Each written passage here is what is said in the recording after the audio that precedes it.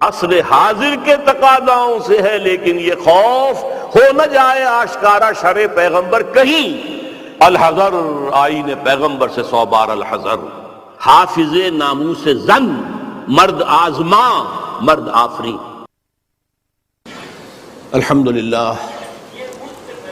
الحمدللہ وکفا والصلاة والسلام علی عباده الذین اصطفیٰ، خصوصاً علی افضلہم وخاتم النبیین محمد الامین وعلی آلہ وصحبہ اجمعین۔ اما بعد فاعوذ باللہ من الشیطان الرجیم، بسم اللہ الرحمن الرحیم۔ رب اشرح لی صدری ویسر لی امری واحلل عقدۃ من لسانی یفقہوا قولی۔ اللہم ربنا الہمنا رشدنا واعذنا من شرور انفسنا۔ اللہم ارنا الحق حقا وارزقنا اتباعہ وارنا الباطل باطلا وارزقنا اجتنابہ، آمین یا رب العالمین۔ معزز حاضرین اور محترم خواتین، السلام علیکم ورحمۃ اللہ وبرکاتہ۔ اس حقیقت میں کسی شک و شبے کی گنجائش نہیں ہے کہ 20ویں صدی عیسوی کے عظیم ترین اسلامی مفکر علامہ اقبال تھے۔ مزید برآں وہ ملت اسلامیہ کے احیاء کے علم بردار تھے، بلکہ اس کے مبشر تھے۔ انہوں نے بشارت دی تھی کہ اب یہ شاخ ہاشمی کرنے کو ہے، پھر برگ و بر پیدا۔ بشارت دی تھی کتاب ملت بیضا کی پھر شیرازہ بندی ہے، یہ شاخ ہاشمی کرنے کو ہے، پھر برگ و بر پیدا۔ تو یہ صرف اس کی احیاء کے علم بردار ہی نہیں تھے، مبشر بھی تھے۔ سب سے بڑھ کر وہ اسلام کی نشأت ثانیہ کے علم بردار تھے۔ میں ان دو چیزوں کو ذرا علیحدہ کر رہا ہوں، اسلام کی نشأت ثانیہ اور ملت کی دوبارہ دنیا میں سربراہی کا پیدا ہونا، یہ ہمیشہ ساتھ نہیں رہے ہیں۔ ابتدا میں اسلام ابھرا عربوں کے ساتھ، حضور بھی صلی اللہ علیہ وسلم عرب تھے، خلافت راشدہ خلفائے اربعہ عرب تھے، لیکن خلافت راشدہ کے اختتام کے ساتھ اسلام کا زوال شروع ہو گیا۔ ریاست کی سطح پر سے اسلام خارج، اب جس کے پاس طاقت ہے وہ حاکم ہوگا۔ امرہم شورا بینہم، پس پشت، جس کی لاٹھی اس کی بھینس۔ یہ زوال شروع ہو گیا، لیکن عرب اقتدار، امت کا اقتدار بڑھتا چلا گیا، بڑھتا چلا گیا، بڑھتا چلا گیا، تقریباً 500 برس تک۔ آپ کو معلوم ہے کہ جسے ہم مسلم تاریخ کہتے ہیں، مسلم تاریخ کا تو زینت وہی ہے۔ ہارون الرشید کا زمانہ، مامون الرشید کا زمانہ، امین الرشید کا زمانہ، یہ ہے اصل دور۔ لیکن یہ خلافت راشدہ تو نہیں تھی، ملوکیت تھی، جسے علامہ اقبال نے امپیریلزم کہا ہے، عرب امپیریلزم، اپنے لیکچرز میں، اپنے خطبہ الہ آباد میں۔ اس کے بعد مسلمانوں پر بہت بڑا زوال آیا، بہت بڑا زوال آیا۔ پہلے صلیبیوں کے ہاتھوں آیا، لاکھوں مسلمان قتل ہوئے۔ میڈیٹرینین کا پورا علاقہ جو ہے وہ عیسائیوں کے قبضے میں چلا گیا، یروشلم ہمارے ہاتھ سے نکل گیا، 88 برس تک عیسائیوں کے پاس رہا، 1099 سے 1187 تک۔ اس کے بعد پھر ایک مرتبہ لے لیا ہے، 13ویں صدی کے شروع میں پھر عیسائیوں نے واپس لیا، پھر واپس لیا گیا ہے۔ بہرحال یہ پہلا جو تھا زوال کا ہمارا، پہلی سیڑھی تھی، لیکن اس کے بعد زوال آخری انتہا کو پہنچا ہے 13ویں صدی میں، تاتاریوں کے ہاتھوں کروڑوں مسلمان قتل ہوئے۔ میں جو بات بتا رہا ہوں وہ یہ ہے کہ اسلام اور مسلمان کو ایک شے نہ سمجھیے۔ ابتدا میں وہ ایک تھے، خلافت راشدہ کے بعد اسلام کا زوال، لیکن مسلمانوں کا عروج جاری رہا، بلکہ وہ اپنی انتہا کو پہنچا۔ پھر مسلمانوں کا بھی زوال آ گیا، لیکن اس کے کچھ عرصے بعد معجزہ رونما ہوا کہ پاسباں مل گئے کعبے کو صنم خانے سے، ہے یہاں فتنہ تاتار کے افسانے سے، جن تاتاریوں کے ہاتھوں کروڑوں مسلمان قتل ہوئے تھے وہی اسلام لے آئے، اسلام نے انہیں فتح کر لیا۔ بہرحال پھر ترکوں کے زیر قیادت مسلمانوں کا دوسرا عروج آیا ہے۔ ترکان تیموری ہندوستان میں، ترکان صفوی ایران میں، ترکان سلجوقی مڈل ایسٹ میں، ترکان عثمانی Ottomans, the great Ottoman empire for 4 centuries 400 years، خلافت بھی ان کے پاس رہی، پھر ان کا بھی زوال آ گیا۔ اور یوں سمجھئے کہ پچھلی صدی کے آغاز میں پہلی جنگ عظیم کے بعد اسلام اور مسلمان دونوں انتہائی زوال کی حالت میں تھے، دونوں۔ لیکن بہرحال اس کے بعد ایک تھرڈ اپورڈ موومنٹ شروع ہوئی ہے، وہ ایک علیحدہ مسئلہ ہے۔ لیکن میں یہ عرض کر رہا تھا کہ علامہ اقبال ملت اسلامیہ کی بھی احیاء کے علمبردار تھے اور اسلام کی نشست ثانیہ کے بھی علمبردار تھے، یہ دونوں چیزیں ان کے ہاں بیک وقت موجود ہیں۔ البتہ ایک بات نوٹ کر لیجئے، کوئی انسان بڑے سے بڑا مفکر ایسا نہیں ہوتا کہ ابتدا ہی سے اس کا فکر پختہ ہو، اسے منازل میں سے گزرنا ہوتا ہے، لَتَرْكَبُنَّ طَبَقًا عَنْ طَبَقٍ، درجہ بدرجہ آگے جانا ہوتا ہے۔ یہ معاملہ انبیاء کا ہے، رسولوں کا ہے، جن کو اول روز سے ہی اللہ تعالیٰ کے ساتھ جن کا رشتہ قائم ہوتا ہے وحی کا۔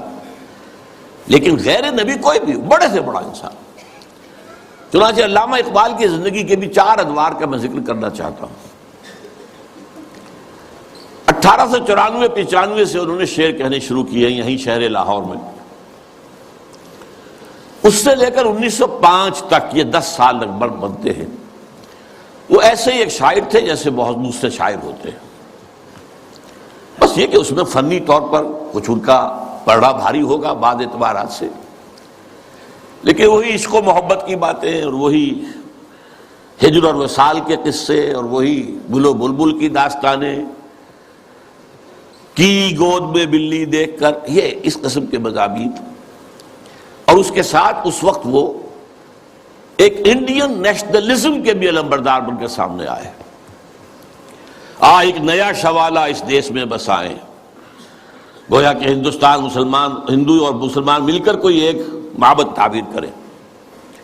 شاید یہ صدائے بازگشت تھی اکبر کے فلسفہ دین الہی کی، یا پھر اس کے بعد راجہ رام موہن رائے کا جو مجلس ایزدی تھی، برہمو سماج، ایک نیا شوالہ اس دیش میں بسا، اور اس میں سے یہ بھی ہے ترانہ ہندی، سارے جہاں سے اچھا ہندوستاں ہمارا، ہم بلبلیں ہیں اس کی، وہ گلستاں ہمارا، وغیرہ وغیرہ۔ یہ 2 نکات میں نے آپ کے سامنے نوٹ کیے ہیں۔ یہ ہے 1905 تک کا معاملہ۔ 1905 سے لے کر 1908 تک 3 برس علامہ اقبال نے یورپ میں گزارے ہیں، برطانیہ میں اور جرمنی میں۔ اس دور میں ان کے اندر ایک عظیم انقلاب برپا ہوا ہے۔ وہ انقلاب کیا تھا؟ ایک انہی کا مصرع جو ہے بورو کر رہا ہوں، مسلمان کو مسلمان کر دیا طوفان مغرب نے۔ اقبال جب یورپ گیا تھا اتنا مسلمان نہیں تھا جتنا کہ وہاں جا کر مسلمان ہوا ہے۔ یہ ایک بڑا نیچرل ریئیکشن ہوتا ہے اگر کسی شخص کی ابتدائی اور بنیادی تربیت کے اندر دین کا عنصر موجود ہو، جیسا کہ علامہ اقبال کے ہاں تھا۔ ان کی والدہ ایک بہت نیک سیرت مسلمان خاتون، ان کے والد ایک صوفی منش بزرگ، پھر ان کے استاد علامہ میر حسن، یہ ان کی شخصیت کے جو ابتدائی جو کردار سازی کا دور ہوتا ہے اس کے اندر اہم ترین جو ہیں عوامل تھے۔ پھر جو کچھ ہوا، لاہور میں آئے، گورنمنٹ کالج میں رہے بھی کیا، یہاں پر رہے، وہ کچھ دور اور تھا۔ لیکن انگلستان جاتے تو معلوم ہوتا ہے کہ شعلہ بھڑک اٹھا، مسلمان کو مسلمان کر دیا طوفان مغرب نے۔ پھر وہاں کے فلسفے، فکر، نظریات اس کا جو مطالعہ کیا تو اس میں خود اپنی کیفیت کو بیان کیا ہے کہ عذاب دانش حاضر سے باخبر ہوں میں کہ میں اس آگ میں ڈالا گیا ہوں مثل خلیل علیہ الصلوۃ والسلام، کہ جیسے حضرت ابراہیم کو نمرود کی آگ میں ڈال دیا گیا تھا، مجھے بھی اس آگ میں جھونک دیا گیا۔ یہ تو آگ ہے، یہاں یہ تو عذاب کا ہے، عذاب دانش افرط، لادینیت، الحاد، یہ ساری چیزیں جو ہے رگ و پے میں سرایت کیے ہوئے یہاں پر۔ لہذا عذاب دانش حاضر سے باخبر ہوں میں کہ میں اس آگ میں ڈالا گیا ہوں مثل خلیل۔ اللہ نے حضرت ابراہیم کو بھی وہاں سے زندہ و سلامت نکال لیا تھا۔ علامہ اقبال بھی وہاں سے جب آئے ہیں تو ایک مومن کا ذہن اور فکر لے کر آئے ہیں، مومن کا دل لے کر آئے ہیں۔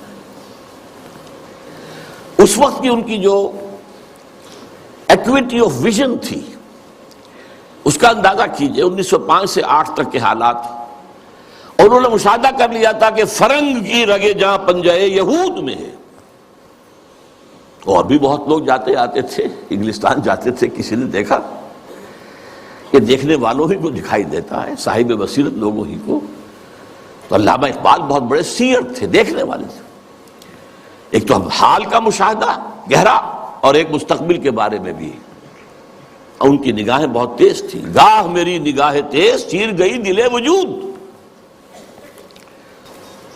اس کے بعد سن 8 سے 1938 تک 30 برس، اب یہ ہے ان کا وہ دور جس میں اگرچہ انہوں نے شاعری کو جاری رکھا ہے، شاعری کی ہے، لیکن ساتھ ہی یہ بھی کہا ہے مرا یاراں غزل خانے شمردند، مجھے خامخواہ لوگوں نے شاعر سمجھ لیا ہے، غزل خاں سمجھ لیا ہے، اور شکوہ کیا ہے کہ ہر کسے از ظن خود شد یاد من وز درون من نجست اسرار من۔ میرے بہت سے دوست بنے ہوئے ہیں، عقیدت مند ہیں، آتے ہیں، سب کچھ ہے، لیکن کوئی میرے اندر جھانک کر نہیں دیکھتا کہ اس کے اندر ہے کیا، وہ کیا چیز ہے جو مجھے بے چین کیے ہوئے، اس سے کسی کو دلچسپی ہی نہیں ہے۔ یہ جو دور ہے 30 برس کا، میرے نزدیک اس میں اقبال کی سب سے بڑی حیثیت یہ ہے کہ وہ قرآن مجید کا اس دور کا سب سے بڑا شارح ہے۔ میں لفظ تفسیر استعمال نہیں کر رہا، وہ ایک ٹیکنیکل ٹرم ہو جائے گی۔ شارح اقبال قرآن، اور ساتھ ہی سب سے بڑا داعی ہے۔ میرے علم میں نہیں ہے کہ کسی اور شخص نے اس شد و مت کے ساتھ مسلمانوں کو قرآن کی طرف دعوت دی ہو کہ لوٹو قرآن کی طرف۔ سادہ ترین الفاظ میں، وہ زمانے میں معزز تھے مسلمان ہو کر اور تم خار ہوئے تاریک قرآن ہو کر، اے جو شبنم برزمی افتندئی در بغل داری کتاب زندئی۔ اے وہ قوم جو شبنم کی طرح زمین پر پڑی ہوئی ہے اور لوگ اسے اپنے قدموں سے توڑ رہے ہیں، پامال کر رہے ہیں، ہوش میں آ، تیرے پاس وہ کتاب زندہ موجود ہے۔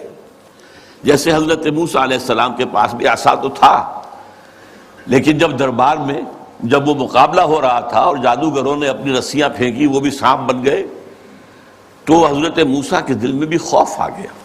فَأَوْجَسَ فِي نَفْسِهِ خِیفَةً موسیٰ، یہ بربنائے طبع بشری ہے۔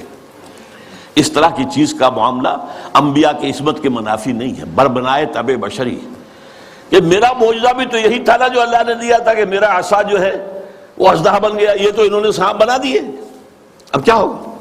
تالی پٹ جائے گی۔ اب تو مجمع خود کہا تھا کہ جمع کرو لوگوں کو۔ اس وقت اللہ نے فرمایا جو تیرے ہاتھ میں اسے پھینکو، ذرا ڈالو تو صحیح، دیکھو تو صحیح، ڈرو نہیں۔ وہ جب ڈالا ہے اور اس نے وہ سارے ہڑپ کر لیے، اس جو بنا وہ اژدہا، وہ جو جتنی بھی بنی تھی وہ بظاہری وہ سانپ، وہ سب کے ساتھ ہڑپ کے اب سجدے میں گر پڑے ساجدوں کر، القی السحرۃ ساجدین۔ اسی طرح یہ امت آج اگرچہ موجود ہے، عصائے موسوی بغل میں ہے، سانپوں سے ڈر رہے ہیں،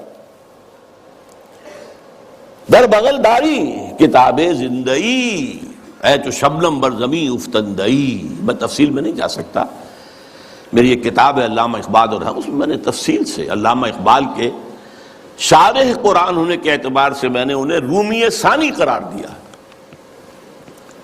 رومی کے بارے میں حضرت جامی رحمہ اللہ نے جو اشعار کہے تھے،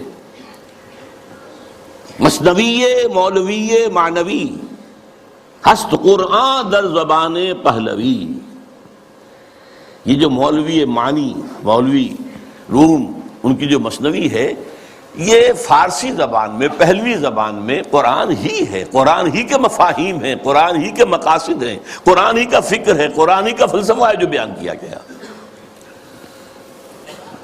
منچ گویم وصف عالی جناب، نیست پیغمبر ولیکن دارت کتاب، میں کیا کچھ وصف بیان کروں مولانا روم کا، وہ پیغمبر تو نہیں تھے لیکن کتاب ان کے پاس تھی، کتاب جو ہے مثنوی مولوی مان۔ بالکل یہی بات جامی ہی کے طرح کے بہت بڑے شاعر تھے، جالندھر کے گرامی، اور انہوں نے یہ بات کہی تھی، در دیدہ مانی نگراں حضرت اقبال، پیغمبر یہ کر دو پیغمبر نتنا شد۔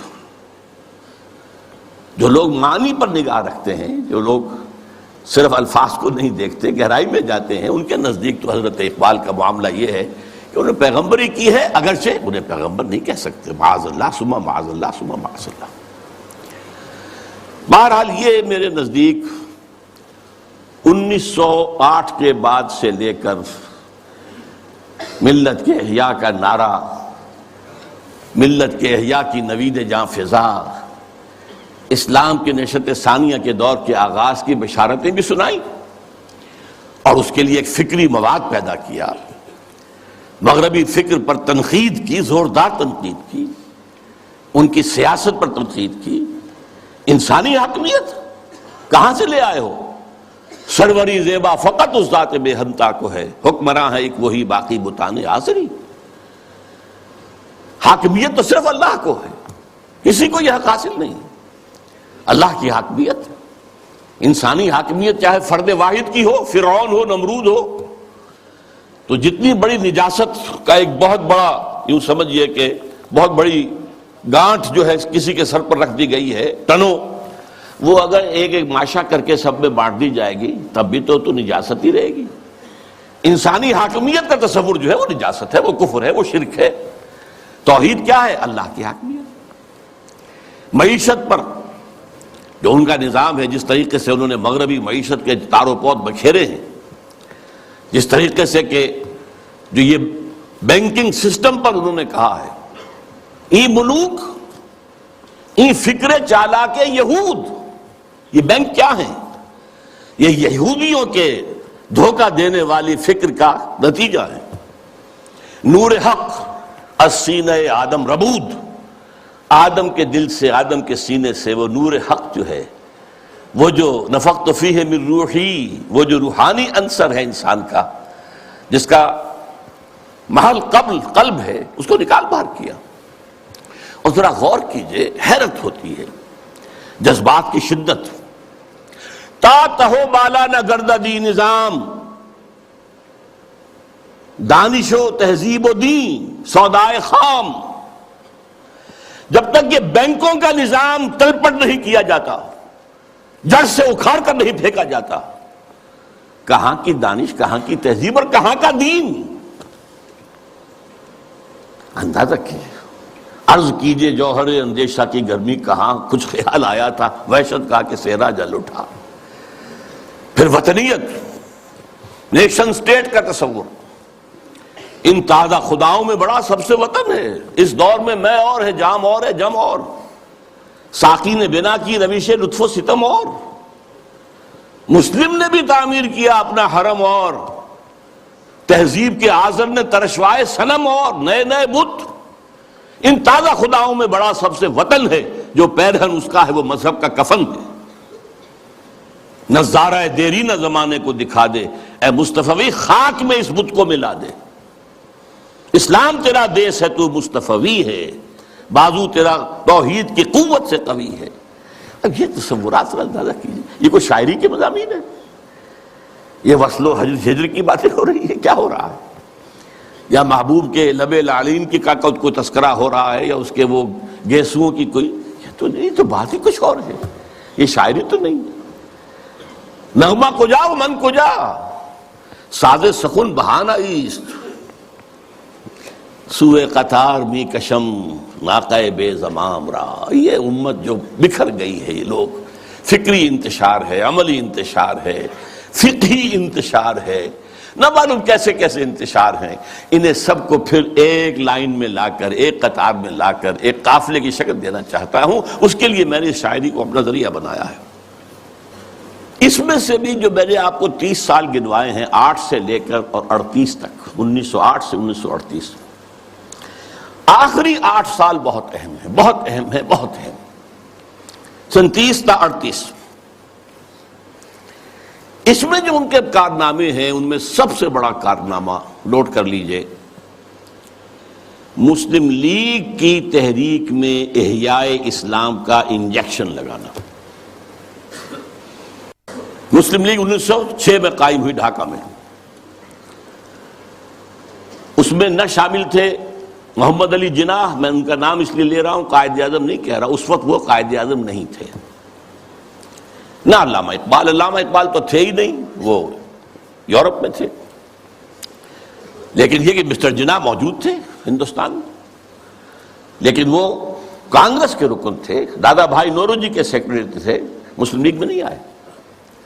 بڑی مشکل سے کہنے سننے سے مولانا محمد علی جوہر کے وہ مسلم لیگ میں آئے، لیکن پھر بھی اپنی ڈوئل ممبرشپ برقرار رکھی، کانگریس کی بھی اور مسلم لیگ کی بھی، اور سر توڑ کوشش کی ہے. اس وقت تک یوں سمجھیے کہ جو 24 برس ہیں، 6 سے لے کے 30 تک، مسلم لیگ کی حیثیت جو ہے، نمبر ایک تو یہ کوئی عوامی جماعت تھی ہی نہیں. اگر موقع ملا تو میں قائد اعظم کا بھی ایک قول اس میں نقل کروں گا. یہ ایک بس ادارہ سا تھا، کچھ بڑے ایلیٹ مسلمانوں کے، کچھ نواب زادے، کچھ جاگیردار، کچھ اور اسی اعتبار سے نمایاں لوگوں کا بس ایک انجمن تھی.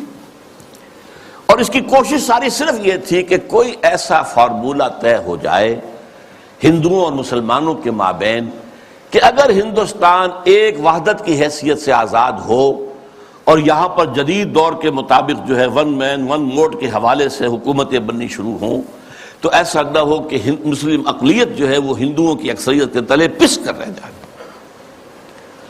ان کا تشخص برقرار رہنا چاہیے، ان کی حقوق برقرار رہنے چاہیے، ان کی کوئی ضمانت ہونی چاہیے. بلکہ اندیشہ یہ تھا کہ وہ ہندو اپنی 800 سالہ غلامی کا انتقام لیں گے ہم سے، یہ خوف بھی تھا. اس کو میں نیگیٹو ایلیمنٹ کہتا ہوں، یہ تحریک مسلم لیگ کا نیگیٹو ایسپیکٹ تھا. لیکن اور اس میں جان لیجئے کہ سب سے بڑا رول پلے کر رہا تھا محمد علی جناح، جسے کہا گیا تھا اتحاد کا سفیر، اور یہ ہندو ہیں دینے والے ان کو یہ خطاب. سر توڑ کوشش کی ہے، آخر مایوس ہو گیا. اس نے سیاست سے کنارہ کشی اختیار کی، انگلستان جا کر کوٹھی خریدی، لیگل پریکٹس شروع کر دی اور وہاں بیٹھ گئے. ان کے اس عرصے میں 37 میں خطبہ الہ آباد دیا علامہ اقبال نے. یہ خطبہ ہے میرے نزدیک ٹرننگ پوائنٹ،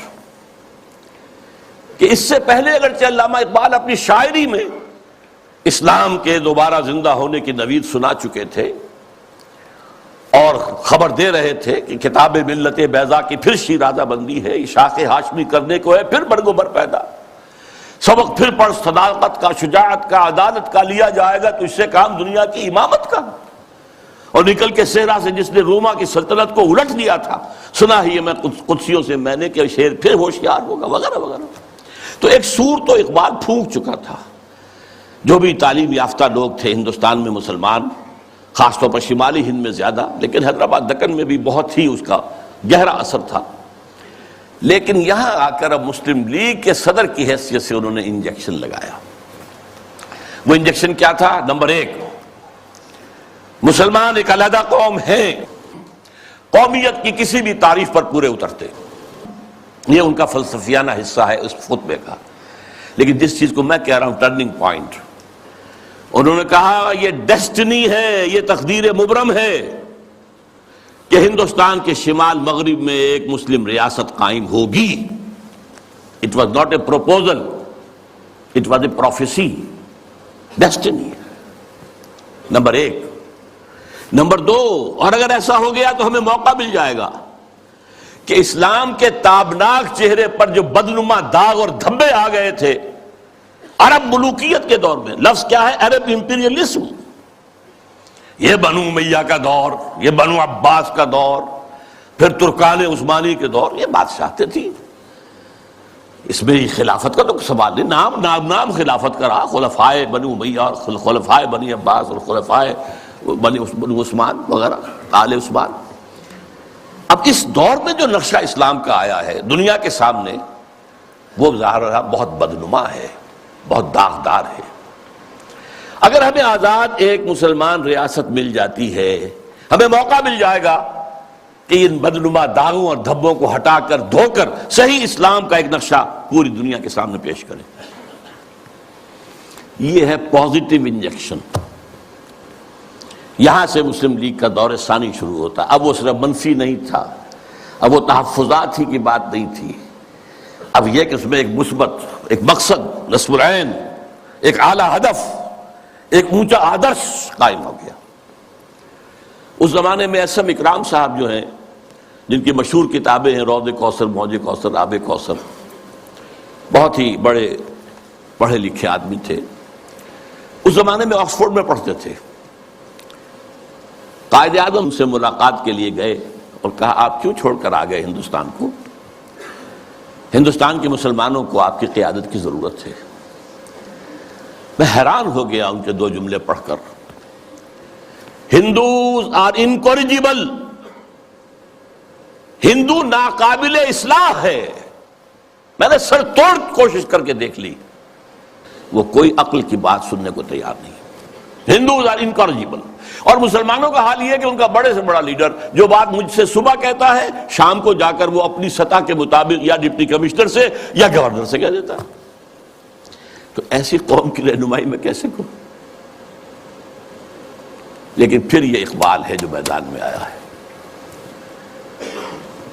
1932 کی گول بیس کانفرنس میں شرکت کے لیے علامہ اقبال لندن گئے. محمد علی جناح اس میں شریک نہیں تھے کیونکہ وہ تو سیاست چھوڑ چکے تھے. اس موقع پر محمد علی جناح سے ملاقاتیں کی ہیں علامہ اقبال نے، اور یہی مثبت انجیکشن ان کو لگایا.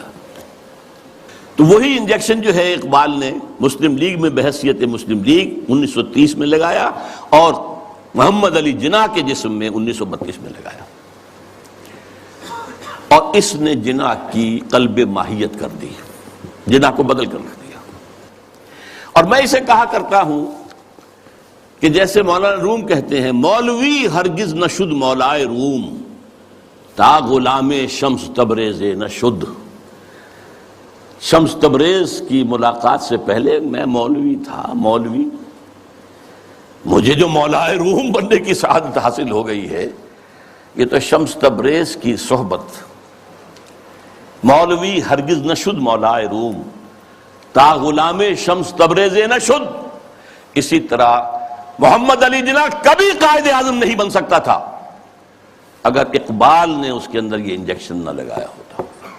میں اس کے ثبوت کے لیے چاہتا ہوں ذرا یہ ایک میں کوٹیشن دے رہا ہوں. 21 اپریل 1932 کو جب علامہ کا انتقال ہوا ہے، تو اس وقت جو ہے ایک بہت بڑی پبلک جلسہ جو ہے ہو رہا تھا کلکتہ میں. وہاں عین جلسے کی حالت میں خبر پہنچی تو اخبار نے یہ لکھا، جو میرے پاس کوٹیشن ہے، دی نیشنز وائس نامی کتاب سے یہ چیزیں میں نے لی ہیں، کہ یہ جلسہ جو ہے قائد اعظم کی تقریر نے اس کے اندر وہ رنگ پیدا کیا کہ وہ سارا سیاسی معاملات جو زیر غور تھے ختم ہو گئے، صرف ایک کانڈولنس میٹنگ بن کر رہ گئی. تعزیت اجلاس. الفاظ سنیے، میں سارا نہیں سنا سکتا، صرف چند جملے. Mr. M. A. Jinnah said that the sorrowful news of the death of Sir Muhammad Iqbal had plunged the world of Islam in gloom and mourning.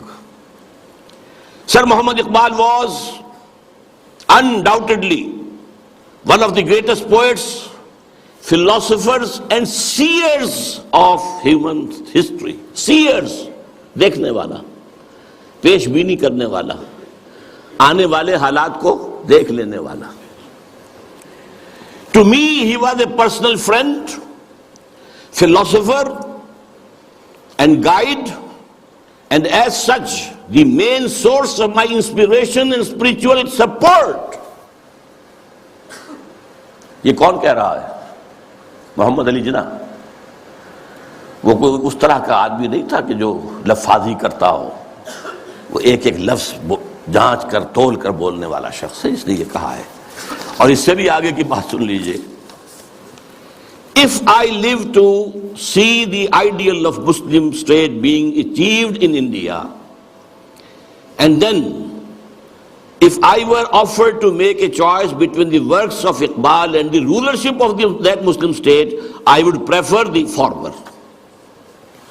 اگر ہم پاکستان حاصل کر سکے اور اس میں اگر موقع آیا اور مجھ سے کہا گیا کہ اب آپ کے پاس دو چوائسز ہے، یا علامہ اقبال کے کلام کو قبول کر لیجئے اور یا اس ملک کی حکمرانی، تو میں علامہ اقبال کے کلام کو ترجیح دوں گا. پھر میں عرض کر رہا ہوں یہ الفاظ کس کے ہیں؟ قائد اعظم کے.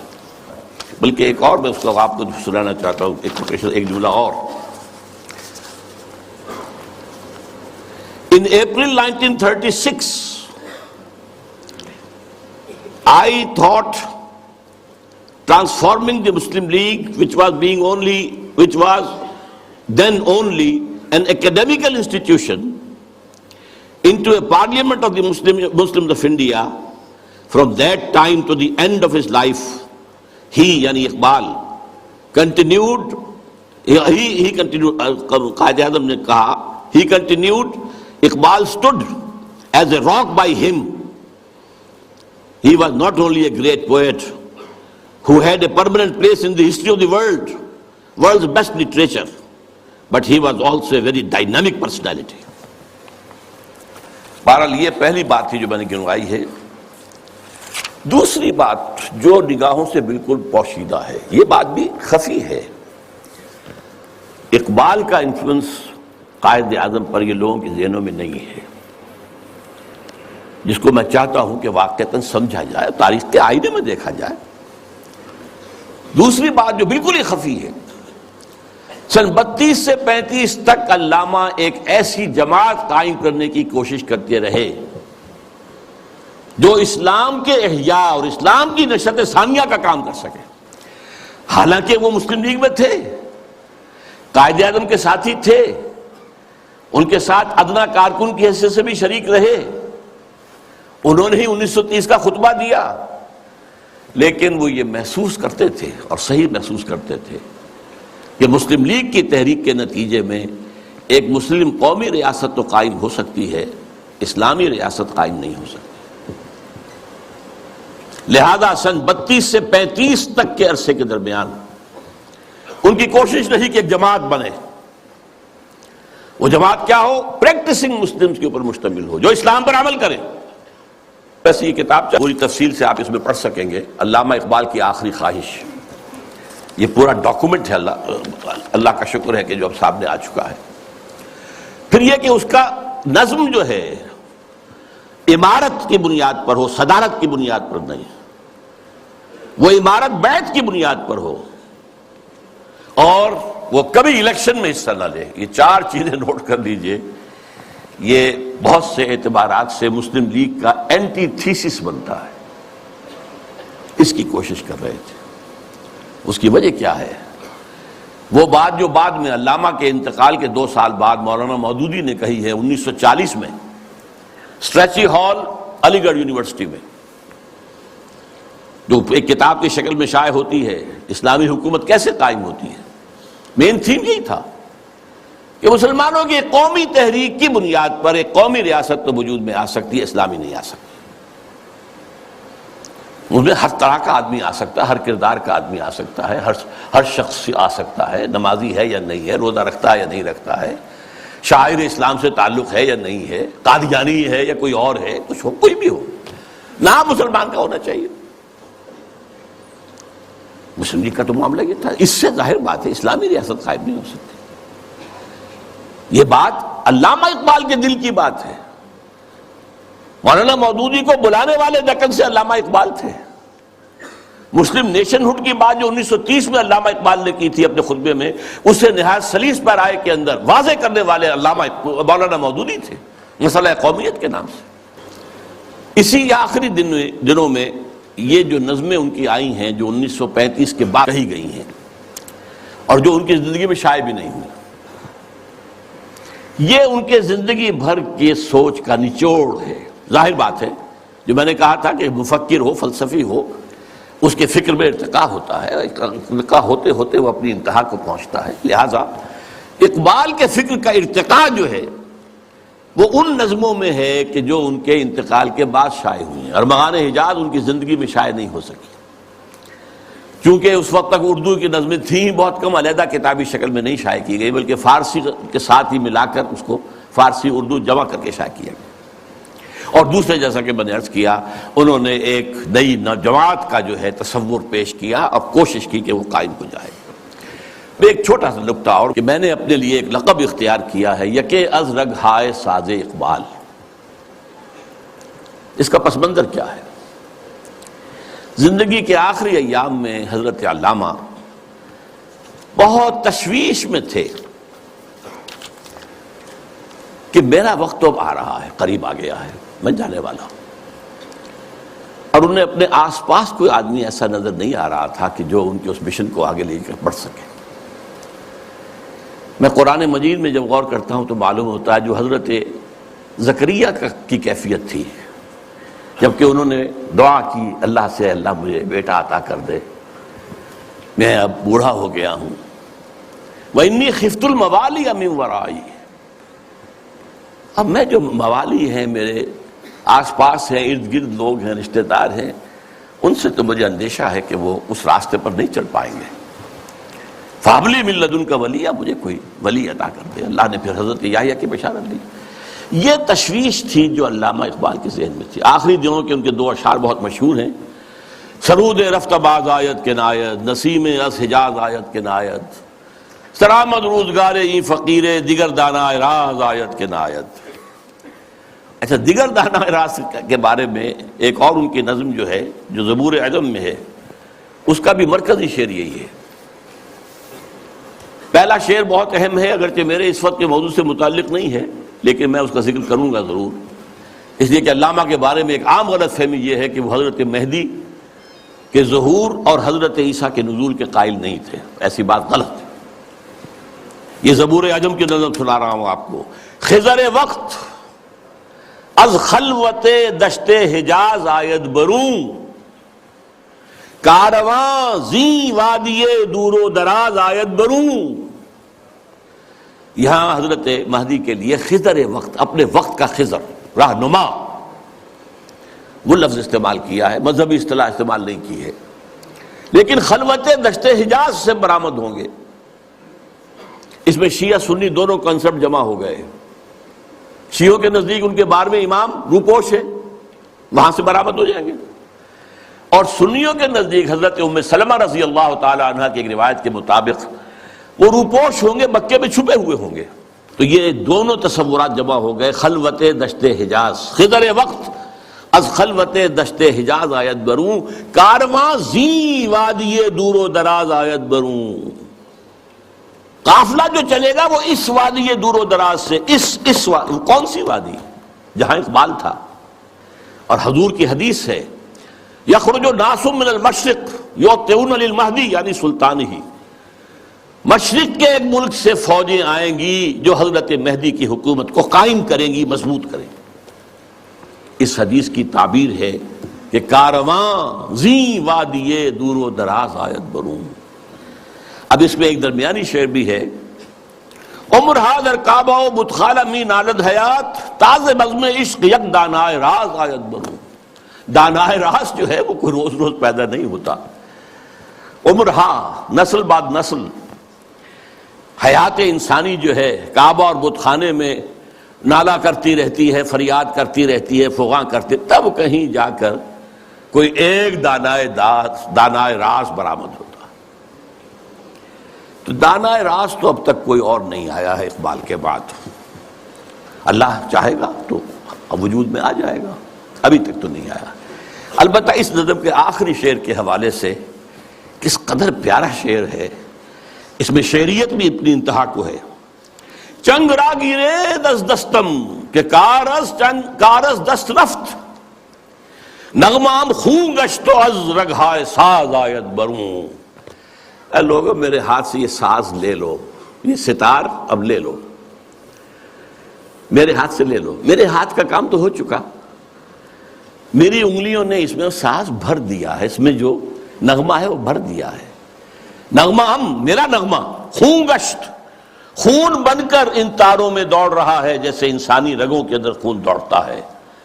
از رگہائے ساز آیت بروں، یہاں سے خود بخود باہر نکلے گا۔ چنانچہ بہت سے لوگوں نے، اللہ کا شکر ہے، کام کیا ہے۔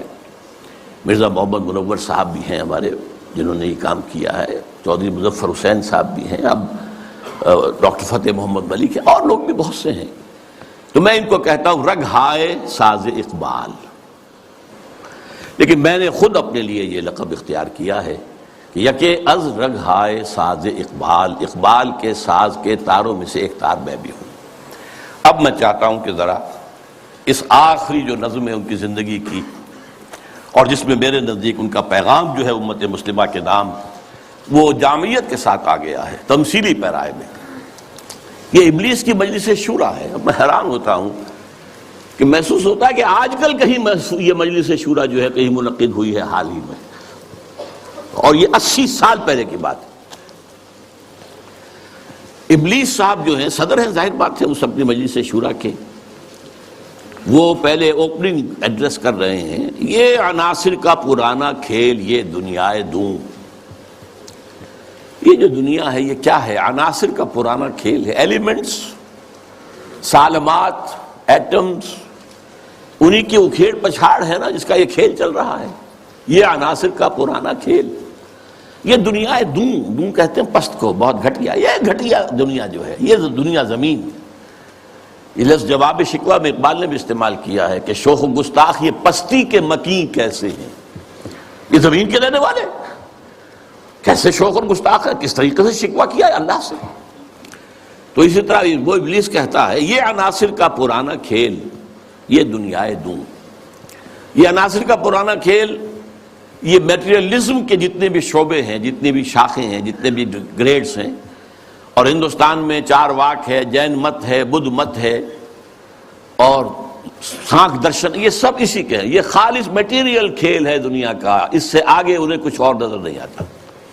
دنیا کی حقیقت خالص مادہ ہے، مادے ہی کی بنیاد پر یہ دنیا ہے۔ ساکنان عرش اعظم کی تمناؤں کا خون، ساکنان عرش اعظم ملائکہ مقربین، ان کی تمناؤں کا خون ہو گیا۔ کیسے؟ جب اللہ نے کہا تھا وَإِذْ قَالَ رَبُّكَ لِلْمَلَائِكَةِ إِنِّي جَاعِلٌ فِي الْأَرْضِ خَلِيفَةً، تو فرشتوں نے ذرا استفہام کیا تھا نا، قَالُوا أَتَجْعَلُ فِيهَا مَن يُفْسِدُ فِيهَا وَيَسْفِكُ الدِّمَاءَ وَنَحْنُ نُسَبِّحُ بِحَمْدِكَ وَنُقَدِّسُ لَكَ۔ ہم تسبیح و تقدیس کے اندر لگے ہوئے ہیں، ہم خادمان، ہم حاضر ہیں، ہم سب کام کر رہے ہیں۔ ابلیس اس کو انٹرپریٹ کر رہا ہے کہ اصل میں وہ خود خواہش مند تھے خلافت کے، تو ان کی تمنا کا خون ہو گیا جبکہ آدم کو خلافت دے دی گئی۔ یہ عناصر کا پرانا کھیل، یہ دنیائے دوں، ساکنان عرش اعظم کی تمناؤں کا خون، اس کی بربادی پہ آج آمادہ ہے وہ کارساز جس نے اس کا نام رکھا تھا جہان کاف و نو۔ یہ اللہ کے امر کن سے کائنات وجود میں آئی تھی نا۔ اچھا وہ اس کو نہیں مان رہا، وہ سراسر نام یہ رکھا گیا ہے، اب اللہ جانو، یہ اللہ ہی جانتا ہے کہ اس کے دماغ میں کیا خناس ہے، لیکن اللہ نے جو یہ کہا ہے کہ یہ کن سے بنایا ہے، کن فیکون۔ آج معلوم ہوتا ہے ابلیس کہتا ہے کہ اس کی بربادی پر خدا نے فیصلہ کر لیا ہے، جس نے اس کو بنایا تھا وہ اب اس کی بربادی کے در پہ ہے۔ اس کے دونوں معنی ہو سکتے ہیں، ایک تو یہ بھی کہ اسے محسوس ہو رہا ہے کہ قیامت اب قریب آ رہی ہے، یہ کھیل جو ہے اور یہ خیر و شر کی کشاکش ستیزہ کار رہا ہے ازل سے تا امروز، چراغ مصطفی سے شرار بولہبی، یہ جو ہے اب آخری اینڈ پہ آ رہا ہے اس ڈرامے کا۔ یہ ڈرامہ دکھائے گا کیا سین، پردہ اٹھنے کی منتظر ہے نگاہ۔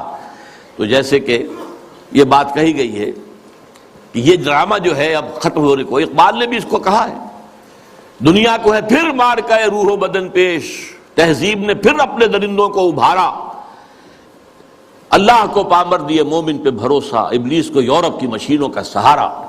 تو وہ بھی محسوس کر رہا ہے کہ شاید اب وہ قیامت ختم ہے اور یہ کھیل اب آخری سین پر آ گیا ہے، اور شاید اس کا مفہوم یہ ہو کہ اس دنیا میں ہم نے شرک کا، الحاد کا، یہ سارے بے حیائی کا، بے شرمی کا، سودی نظام کا، انسانی حاکمیت کا، یہ سارا کھیل ہم نے بنایا ہے۔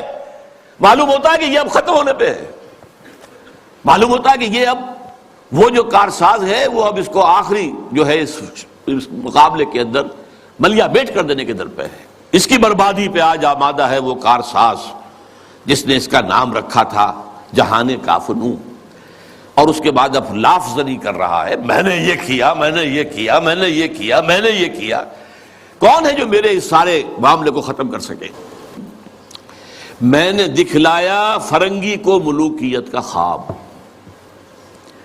فرنگی ویسٹرن امپیریلزم، ملوکیت کا خواب، دنیا فتح کرو، کولونائز کرو، یہ تو پہلا خواب تھا، لیکن اس کے بعد انہوں نے اس سے بہتر خواب دیکھ لیا ہے کہ خامخواہ جا کر آکوپائی کرنے سے کیا فائدہ ہے۔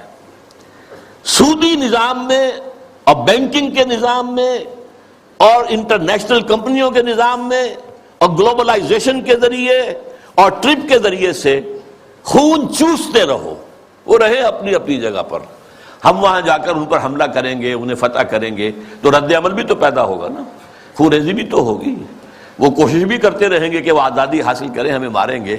تو اب یہ جو نیا امپیریلزم ہے، مالیاتی امپیریلزم، یہ اب ہے، یہ سارا خواب فرنگی کو میں نے دکھایا ہے، میں نے دکھلایا فرنگی کو ملوکیت کا خواب، میں نے توڑا مسجد و دیر و کلیسا کا فسون۔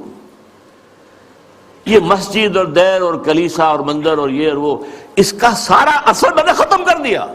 کیا کیا؟ سیکولرزم کی پٹی بڑھا دی۔ بھائی یہ علیحدہ انسان کا انفرادی معاملہ ہے، کوئی مسجد میں جائے، مندر میں جائے، کہیں اور جائے، وہاں جائے، یہاں جائے، کلیسا میں جائے، سینیگوگ میں جائے، کہاں جائے، کوئی نہیں، جاؤ۔ لیکن ملکی نظام، ملکی قانون، حکومت، ریاست، معیشت، معاشرت، اس کا کوئی تعلق کسی مذہب سے نہیں۔ وہ جو بھی اثرات تھے، جو بھی ہولڈ تھا مذاہب کا، آخر خدا کو تو مانتے تھے نا۔ اس دور حاضر سے قبل جو ہے انسان کی گمراہی صرف ایک تھی، شرک۔ وہ کیا ہے؟ ایک بڑے خدا کے ساتھ چھوٹے چھوٹے خداؤں کو بھی ماننا، بڑے خدا کا انکار نہیں تھا۔ اب کیا کیا گیا ہے؟ اس بڑے خدا کو اٹھا کے مسجد میں بند کر دو، مندر میں بند کر دو، سینیگوگ میں بند کر دو، چرچ میں بند کر دو، اور جہاں پورا ہمارا نظام یہ ہم چلائیں گے۔ We are the sovereigns. Sovereignty belongs to us. ہم جو چاہے کریں۔ لہذا میں نے دکھلایا فرنگی کو ملوکیت کا خواب، امپیریلزم، اور میں نے توڑا مسجد و دیر و کلیسا کا فسون، سیکولرزم۔ میں نے ناداروں کو سکھلایا سبق تقدیر کا، ناداروں کو، غریبوں کو میں نے کہا بھائی ٹھیک ہے، یہ تمہاری قسمت ہے، تم کسان ہو، ہاری ہو، تمہاری قسمت یہی ہے، اس کی طرف سے ہے، رب کی طرف سے ہے۔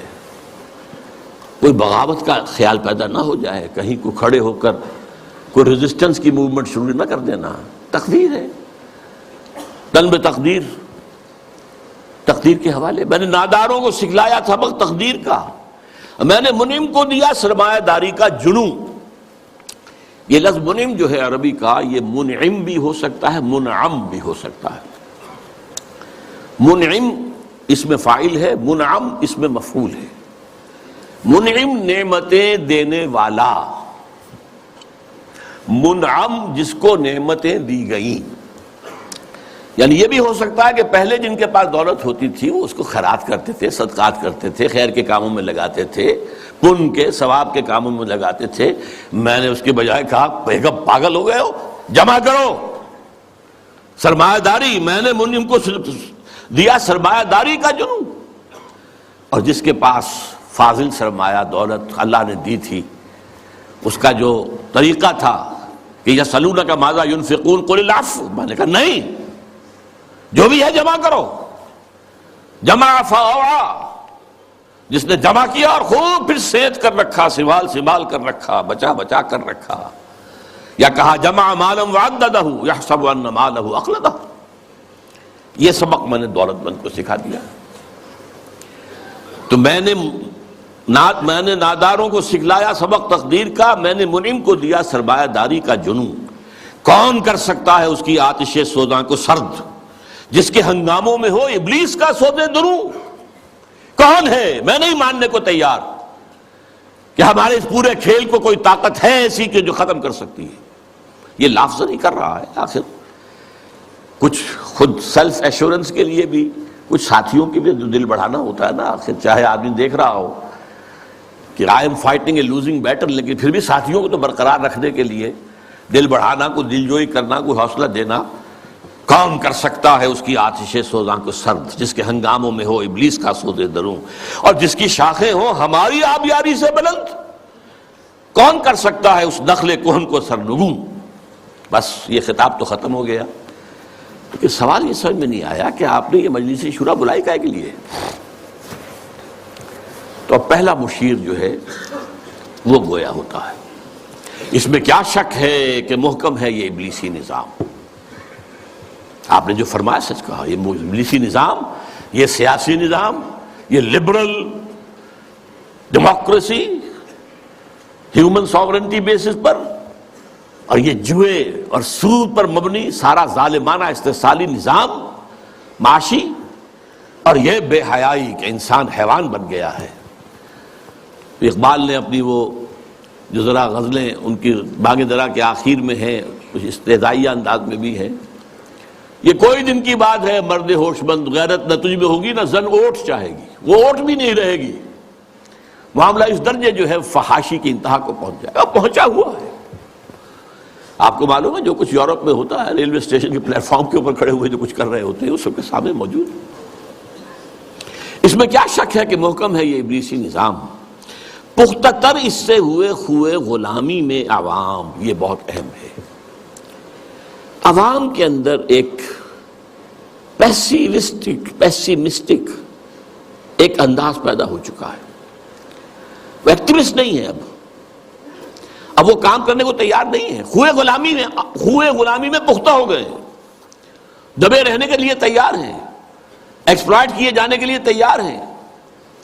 پختہ تر اس سے ہوئے خوئے غلامی میں عوام ہے، ازل سے ان غریبوں کے مقدر میں سجود، ان کی فطرت کا تقاضا ہے نماز بے قیام۔ نماز بے قیام کسے کہتے ہیں؟ وہ نماز جس میں قیام نہ ہو۔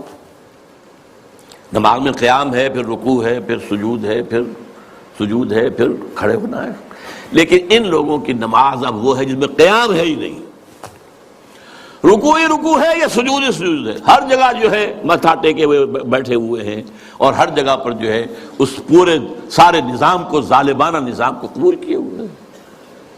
کچھ طلب تقدیر ہیں، کچھ کہتے ہیں مجبور ہیں، کیا کریں، کچھ حال مست ہیں، کچھ مال مست ہیں، لیکن یہ کہ کوئی بھی اس کے مقابلے میں آنے کو تیار نہیں ہے۔ آرزو اول تو پیدا ہو نہیں سکتی کہیں، ہو کہیں پیدا تو مر جاتی ہے یا رہتی ہے خام۔ آرزو، امنگ، کوئی اعلیٰ اونچا خیال، کوئی اونچا اعلیٰ نصب العین، کوئی اونچا آدرش، کچھ نہیں، یہ ہے ہی نہیں۔ حیوان کی سطح پر انتظام آ چکا ہے۔ آرزو اول تو پیدا ہو نہیں سکتی کہیں، ہو کہیں پیدا تو مر جاتی ہے یا رہتی ہے خام، اگر ہو بھی جائے تو مر جاتی ہے فوراً۔ یعنی یوں سمجھیے کہ اول تو زمین بنجر ہے، یہاں سے کسی چیز کا کی رویدگی کا امکان ہی نہیں، اگر کوئی چیز اگ بھی آئے تو اس فضا کے اندر آکسیجن ہی نہیں ہے، پروان کیسے چڑھے گی؟ ہوا اسے آکسیجن دینے کو تیار ہی نہیں، لہذا وہ مر جاتی ہے۔ ہو کہیں پیدا تو مر جاتی ہے یا رہتی ہے خام۔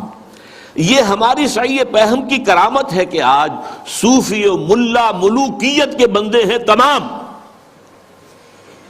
یہ بڑی تلخ بات ہے جو اقبال نے کہی ہے، لیکن بہت بڑی تلخ لیکن حقیقت پر مبنی بات ہے۔ صوفی ملا ملوکیت کے بندے ہیں تمام۔ خلافت راشدہ کے بعد جو نظام ہمارا چلا ہے اس میں صوفی و ملا، علماء اور صوفیاء، ان کا نظام کیا تھا؟ ملوکیت کو سپورٹ، ایک نیگیٹو سپورٹ ہے۔ خانقاہوں میں بیٹھو، اللہ اللہ کیے جاؤ، ضربیں لگائے جاؤ، یہ کیے جاؤ، اپنا تزکیہ کیے جاؤ، مانجے جاؤ، اپنے آپ کو رگڑے جاؤ رگڑے جاؤ رگڑے جاؤ رگڑے جاؤ، اسی میں زندگی بتا لو، چھوڑ کر اوروں کی خاطر یہ جہان بے ثبات۔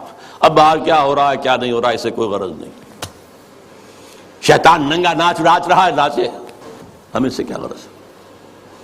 ہمارے پاس تو آئے ہیں، اتنے طالب ہیں، اتنے وہ سالک ہیں، وہ فلاں سالک آج اس مقام پر پہنچ گیا ہے، آج یہ مقامات، یہ سالک مقامات میں کھو گیا اور یہ امت خرافات میں کھو گئی۔ یہ سارا معاملہ جو ہے، اور ملا کا معاملہ کیا ہے؟ دو طرف سے۔ ملا نے سب سے پہلے، ہمارے فقہا نے متغلب کی حکومت کو جائز قرار دیا، یعنی اگر کوئی شخص اپنی قوت کے بل پر آ کر حکومت پر قبضہ کر لے تو جائز ہے، اور حکمران کے خلاف کوئی بغاوت نہیں کر سکتے جب تک کہ وہ تمہیں کفر کا حکم نہ دے۔ کفر کا کائے کو حکم دے گا؟ وہ اپنے عیش بنائے گا، اپنے محل بنائے گا، اپنی رنگ رلیاں کرے گا، اپنے آپ کو کفر کا حکم دینے کی ضرورت کیا ہے؟ یہ تصور ہے جو سنی اسلام کے اندر اس کی رگوں میں چلا گیا اور اس نے سن کر دیا اسلام کو۔ استثناء اگر ہے تو شیعہ اسلام ہے، وہ تسلیم نہیں کرتے، چاہے کھڑے نہ ہو، مقابلہ نہ کریں، تسلیم نہیں کرتے، ذہناً ریکنسائل نہیں کرتے، نفرت کرتے ہیں۔ یہی ان کی پوری تاریخ کے اندر ہے۔ لیکن ہمارے ہاں کیا ہے؟ شیخ الاسلام بن کر بیٹھے ہوئے ہیں۔ استاد نے، امام ابو حنیفہ نے تعاون گوارا نہیں کیا اس ملوکیت کے ساتھ، عہدے کی پیشکش کی گئی، قاضی القضات ہو جاؤ گے تم، تمہارا فتویٰ جو ہوگا وہی قانون بن جائے گا۔ ان کا نہیں، ہرگز نہیں، جیل کاٹی، مارے کھائیں۔ شاگرد نے، قاضی ابو یوسف، عہدہ قبول کر کے تعاون شروع کر دیا۔ استاد نے کہا تھا مزارعت حرام، جس کی زمین ہے خود کاشت کرے۔ شاگرد صاحب نے کچھ تھوڑی سی شرطیں لگا کے مزارعت جائز۔ کیوں؟ ملوکیت کے پاؤں ہوتے ہیں جاگیردار، وہ جیسے کنسلا ایک ہم کہتے ہیں، ایک جانور ہوتا ہے جس کے بہت پاؤں ہوتے ہیں، سینٹی پیڈ اور اس طرح پاؤں، ایسے ہی جاگیرداری کے پاؤں ہوتے ہیں۔ یہ 30 ہزاری منصبدار ہے، یہ 20 ہزاری منصبدار ہے، یہ 10 ہزاری ہے، یہ 5 ہزاری ہے۔ ان پاؤں پر ملوکیت کھڑی ہوتی ہے۔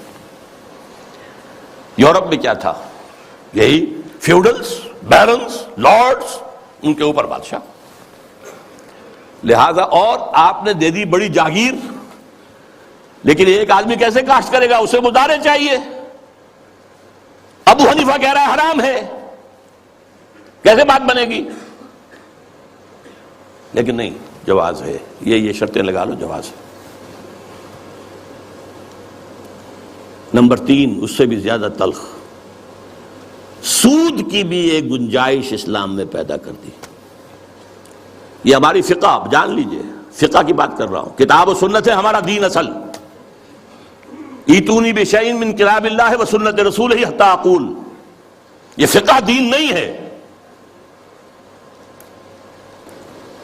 اور نمبر 2، علماء نے علم کلام کی جو بھی بات کی ہے، جو ان چیزوں کو جو بعض طبیعیاتی مسائل ہیں ان کو بحث کا، نزاع کا جو موضوع بنایا ہے، یہ دونوں چیزیں بھی، وہ اس سے بھی عمل کا جذبہ سرد ہو جاتا ہے۔ تو یہ پیسیفیکیشن جو ہے، پیسیفائی کر دینا عوام کو، طلب تقدیر ہو جانا، کوئی متغلب ہے تو کوئی بھی ہے بھائی طاقت والا ہے، آ گیا ہے، اب تو ماننا ہے، اب تو وہی امیر المومنین ہے، اب تو اسی کا حکم ماننا ہے، الا یہ کہ وہ کفر کا حکم دے، بس۔ اور یہ کہ جاگیرداری جو ہے وہ جائز ہے۔ حالانکہ آپ کے علم میں رہنا چاہیے، پہلا مجدد اور مجدد کامل عمر بن عبدالعزیز، انہوں نے صرف 2 کام ہی تو کیے تھے نا، کیا تجدید کی تھی؟ ابھی نہ فرقہ پرستی تھی، نہ فرقہ بندی تھی، نہ علم کلام تھا، نہ شاعرہ تھے، نہ اور لوگ تھے، کوئی بحثیں تھی ہی نہیں. 2 ہی چیزیں تھیں، ایک موروثی بادشاہت اور دوسرے جاگیریں. 2 ہی تو کام کیے انہوں نے کہا مجھے چونکہ نامینیٹ کیا ہے ایک شخص نے خلیفہ، میں نہیں تیار ہوں اس کو قبول کرنے کے لیے، الا یہ کہ لوگ چاہیں. لوگوں نے کہا ہم چاہتے ہیں. ٹھیک ہے، پہلی کی بات ختم ہو گئی. دوسری، انہوں نے منگائی قینچی اور ساری دستاویزات منگوا لی جو جاگیریں دی گئی تھیں ان سے پہلے، اور وہ سب قینچی سے شریڈر اس وقت تک ایجاد نہیں ہوا تھا، بڑا ورنہ آسان کام ہو جاتا. وہ قینچی سے سارے قطر قطر کے پھینک دی، کوئی جاگیر نہیں.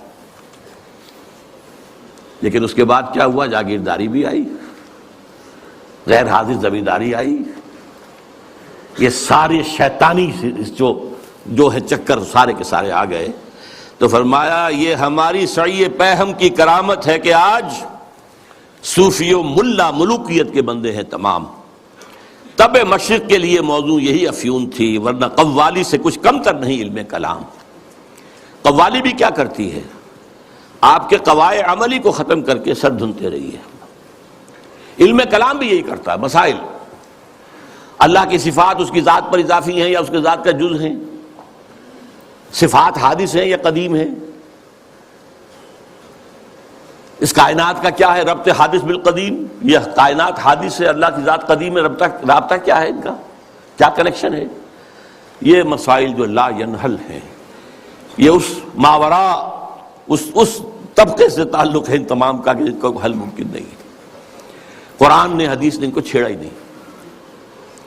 ہے اپنی جگہ مسائل ہے، فلسفے میں بحثیں ہوتی ہیں، گفتگویں ہوتی ہیں، لیکن یہ کہ ان کو موضوع بنا لینا، انہی پر بحثیں ہونا.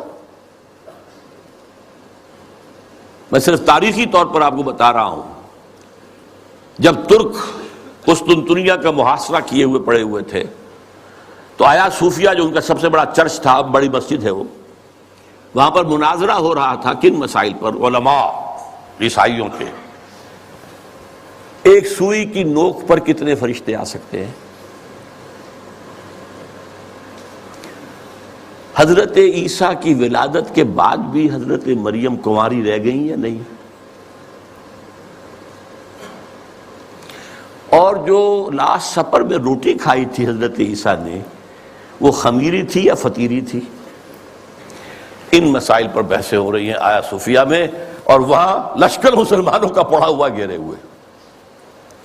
یہی حال ہمارا ہے ہندوستان میں. انگریز آ چکا ہے، بنگال سے آگے بڑھ رہا ہے. ہماری حکومتیں جو چھوٹے چھوٹے یہ ہیں سلطان بیٹھے ہوئے ہیں، نواب ختم ہو رہے ہیں، اور ہمارے علماء میں سے 2 ٹاپ کے علماء، 2 جن کا میں اس وقت نام نہیں لینا چاہتا کہیں خامخواہ ایک سوء ظن اشخاص سے نہ ہو جائے، کن مسائل پر گفتگو کر رہے ہیں؟ اللہ جھوٹ بول سکتا ہے یا نہیں؟ آپ کا نہیں بول سکتا تو اس کا مطلب اللہ کل شیء قدیر نہیں ہے. اور بول سکتا ہے تو پھر اس کی وہ شان نہیں رہی باقی تنزیہ. اللہ کوئی دوسرا محمد بنانے پر قادر ہے یا نہیں؟ اگر ہے تو اس کا مطلب بے نظیر تو نہ ہوئے محمد صلی اللہ علیہ وسلم.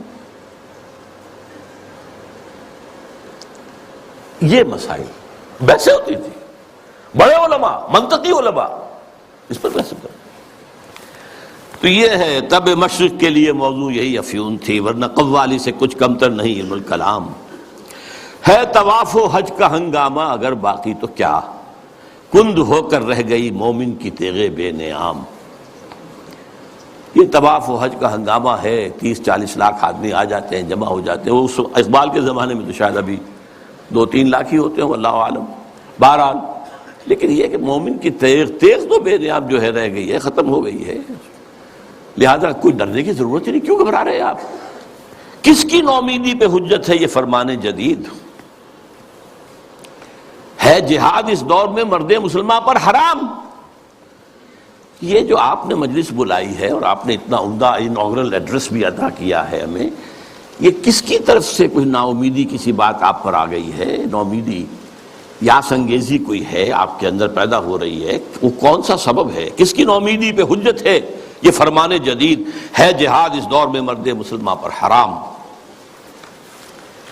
دوسرا بشیر بولتا ہے خیر ہے سلطانی جمہور کا غوغا کے شر، تو جہاں کے تازہ فتنوں سے نہیں ہے باخبر۔ یہ پہلے مشیر کو مخاطب کر کے کہہ رہا ہے، تم واقف نہیں ہو دنیا میں جو نئے نئے فتنے اٹھ گئے ہیں، ابلیسیت کو چیلنج کرنے کے لیے بڑی چیزیں آ گئی ہیں۔ اب یہ سلطانی جمہور کا زمانہ آ رہا ہے، ہم نے تو ملوکیت بنائی تھی، بادشاہت بنائی تھی، امپیریلزم بنائی تھی، یہ کیا ہوا ہے؟ یہ بادشاہت ختم ہو رہی ہے، یہ فرینچ ریولوشن آ چکا ہے، یہ کیا ہو رہا ہے؟ سلطانی جمہور، خیر ہے سلطانی جمہور کا غوغا کے شر، تو جہاں کے سارا فتنوں سے نہیں ہے باخبر۔ اس کے جواب میں پہلا مرشد جو کچھ کہہ رہا ہے، میں سمجھتا ہوں یہ ماسٹر پیس ہے اس نظم کا حصہ۔ میں ہوں باخبر، میں جانتا ہوں، مجھے بے خبر نہ سمجھو، ہوں مگر میری جہاں بینی بتاتی ہے مجھے، میں یہ پوری دنیا کو میں نے دیکھا بھالا ہے، سمجھا ہے، سمجھایا ہے، وہ مجھے بتاتی ہے جو ملوکیت کا ایک پردہ ہو کیا اس سے خطر؟ یہ تو ملوکیت کا ایک پردہ ہے، یہ جمہور کی حاکمیت وہی گند ہے، وہی شرک ہے، وہی کفر ہے، وہی خباثت ہے، وہی غلاظت ہے جو ایک فرد کی حاکمیت۔ کیا فرق پڑا؟ Why do you fear؟ ہمیں کون چیلنج کر رہا ہے اس میں؟ کسی نے خدا کی بات کی ہے؟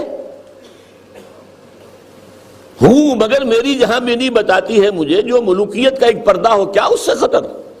ہم نے خود شاہی کو پہنایا ہے جمہوری لباس، جب ذرا آدم ہوا ہے خود شناس و خود نگر۔ یہ تو ہم نے خود بادشاہت کو یہ جمہوری لبادہ اڑا دیا ہے، اس لیے کہ اب انسان ذرا خود شناس ہو گیا ہے، کچھ اپنی حیثیت بھی سمجھنے لگا ہے، سیلف امپورٹنس، سیلف کانشسنس، خود نگر، اپنے حقوق کی بھی نگرانی چاہتا ہے، میں بھی کچھ ہوں، صرف بادشاہی تو نہیں ہے۔ اچھا بھائی لڑو، ایک لبادہ اڑا دو، سب کے سروں کے اوپر وہ گندگی تھوڑی تھوڑی بانٹ کے رکھ دو۔ اور یہ ذہن میں رکھ لیجئے، علامہ اقبال کا یہ ویژن بہت گہرا ہے اور بہت عمدہ ہے۔ ہر کجا بینی جہان رنگ و بو، کہ از خاکش بروید آرزو، یا ز نور مصطفیٰ اورا بہاست، یا ہنوز اندر تلاش مصطفیٰ است۔ دنیا میں جہاں کہیں بھی تمہیں کوئی نور نظر آئے گا، کوئی خیر، کوئی بھلائی کی بات جس سے کوئی آرزو جو ہے، وہ جو کہا تھا کہ آرزو اول تو پیدا ہو نہیں سکتی کہیں، وہ آرزو امنگ پیدا ہو انسان کے اندر، یا تو نور مصطفیٰ کا ظہور ہو رہا ہے، یہ وہی روشنی ہے جو مصطفیٰ نے دی تھی صلی اللہ علیہ وسلم، یا ابھی انسان اسی نور مصطفیٰ کی تلاش میں جا رہا ہے۔ یہ جو ڈائلیکٹیکل پروسیس چل رہا ہے دنیا میں، یہ کشاں کشاں جا رہا ہے اسی نظام کی طرف جو محمد نے دیا تھا صلی اللہ علیہ وسلم۔ یہ بات تو بعد میں بھی آئے گی ذرا، اس وقت یہ ہے کہ یہ خود شناسی اور خود نگری یہ محمد کی ادا کرتا ہے صلی اللہ علیہ وسلم۔ یہ خلیفہ راشد نمبر 2 ہیں حضرت عمر فاروق، جن کا تاریخی جملہ ہے، ایک صوبے کے گورنر نے، غالباً ایران کے گورنر نے، حضرت سعد بن ابی وقاص تھے غالباً، انہوں نے اپنے مکان کے باہر ڈیوڑی بنا دی اور ایک پہرے دار کھڑا کر دیا۔ اب یہ تو نہیں کہ ہر وقت کوئی آئے اور ملنے کے لیے تیار ہو، آخر گورنر ہے، اس کا بھی کوئی پرائیویسی ہوتی ہے، ٹائم ہے۔ پرچہ نویس ہوتے تھے، انہوں نے خبر بھیج دی حضرت عمر کو کہ سعد نے یہ کام کیا ہے۔ آپ نے خط دے کر ویلچی کو بھیجا اور کہا پہلے جا کر اس ڈیوڑی کو آگ لگا دینا اور پھر میرا یہ خط دینا۔ اور خط میں کیا لکھا؟ انسانوں کو ان کی ماؤں نے آزاد جنا تھا، تم کون ہوتے انہیں اپنا غلام بنانے کے لیے؟ Who are you؟ تم نے انہیں اپنا غلام بنا لیا۔ یہ حریت جس کا لوہا مانا ہے ایچ جی ویلز نے، اس نے کوٹ کیا ہے، لا فضل لعربی علی عجمی ولا لعجمی علی عربی ولا لاسود علی احمر ولا لاحمر علی اسود الا بالتقوی۔ کسی عرب کو کسی اجمی پر فضیلت نہیں، کسی اجمی کو کسی عرب پر فضیلت نہیں، کسی گورے کو کسی کالے پر نہیں، کسی کالے کو کسی گورے پر نہیں، سوائے تقوی کے۔ یہ کوٹ کر کے کہتا ہے، although The sermons of human fraternity, freedom and equality were said before also. And we find a lot of such sermons in Jesus of Nazareth. But it must be admitted that it was Muhammad sallallahu alaihi wasallam who for the first time in history established a society based on these principles. یہ ہے حریت. تو کہتے ہیں ہم نے خود شاہی کو پہنایا ہے جمہوری لباس. جب ذرا آدم ہوا ہے خود شناس و خود نگر. یہ خود شناسی اور خود نگری محمد کی عطا کردہ ہے صلی اللہ علیہ وسلم. کاروبار شہریاری کی حقیقت اور ہے. یہ وجود میر و سلطان پر نہیں ہے منحصر. یہ بادشاہ ہو ایک بیٹھا ہوا اس کی کوئی جو ہے میر ہو سلطان ہو نہیں. کاروبار شہریاری جو ہے حکومت اور ملوکیت کی اس اصل حقیقت کچھ اور ہے. وہ کیا ہے اگلے شعر میں بیان ہو رہی ہے. مجلس ملت ہو یا پرویز کا دربار ہو. مجلس ملت کانگریس نیشنل کانگریس، پرویز کا دربار شہنشاہ کا دربار. وہ جمہوریت اور یہ ملوکیت. مجلس ملت ہو یا پرویز کا دربار ہو، ہے وہ سلطان غیر کی کھیتی پہ ہو جس کی نظر. بادشاہ تو وہ ہوتا ہے جو غیر کی کھیتیوں کے اوپر ڈال کر وہاں سے کھینچ لینا چاہتا ہو، وہاں ان کو لوٹنا چاہتا ہو. وہ بادشاہ جو ہے کبھی فرعون تھا اور کبھی نمرود تھا اور کبھی اور تھے نمارندہ تھے اور تھے. لیکن یہ کہ اب یہ ہے کہ وہ امپیریلزم کی شکل میں آیا ہے. پورا ایشیا کالونائز ہوا تھا اور اب تو پوری دنیا کو وہ اپنے world bank, IMF، globalization, TRIPS ان کے شکنجے میں کس لینا چاہتے ہیں. تو نے کیا دیکھا نہیں مغرب کا جمہوری نظام، چہرہ روشن اندروں چنگیز سے تاریک تر. یہ مغرب کا جمہوری نظام کیا ہے؟ بڑا روشن ہے بہت. ہم بھی بڑے متاثر ہوتے ہیں. دیکھیے کتنا بڑا ملک ہے، صدارت کا انتخاب ہوا ہے کہ سموتھلی وہ پچھلا ہٹ گیا دوسرا آ گیا. کوئی خون ریزی نہیں، کوئی دنگا نہیں، کوئی فساد نہیں، کچھ نہیں.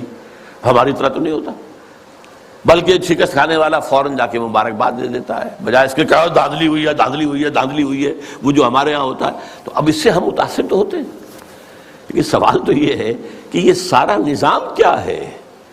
یہ دنیا کو نچوڑنے کا جو نظام بنایا جا رہا ہے، اس گلوبلائزیشن کے اندر جو خباثتیں ہیں وہ ہم نہیں جانتے، اہل یورپ جانتے ہیں، اہل امریکہ جانتے ہیں. سیاٹل میں ہنگامے وہاں ہوئے تھے، گلوبلائزیشن کی کانفرنسز جو ہوئی ہیں. ڈیووس میں ہنگامہ یورپ میں ہوا ہے، پھر واشنگٹن میں ہوا ہے. ہمیں تو پتہ بھی نہیں کیا ہو رہا. ہماری قسمتوں کے سودے ہوتے ہیں. ہماری حکومتیں جو بھی ہیں وہ دستخط کر کے آ جاتی ہیں. اللہ خیر صلی اللہ. ایک اور جگہ اس جمہوریت کے بارے میں اقبال جو کہتا ہے وہی ساز کہن مغرب کا جمہوری نظام جس کے پردوں میں نہیں غیرض نوائے قیصری. دیو استبداد جمہوری قبا میں پائے کوب. پائے کوب پاؤں مارنا، جیسے کہ کوئی ڈانسر جو ہے وہ اپنے پاؤں زمین کے اوپر مارتی ہے یا مارتا ہے. دیو استبداد جمہوری قبا میں پائے کوب. تو سمجھتا ہے یہ آزادی کی ہے نیلم پری؟ کیا بتاؤں کیا ہے. اچھا لیکن اب تیسرا مشیر بولتا ہے روح سلطانی رہے باقی تو پھر کیا اضطراب.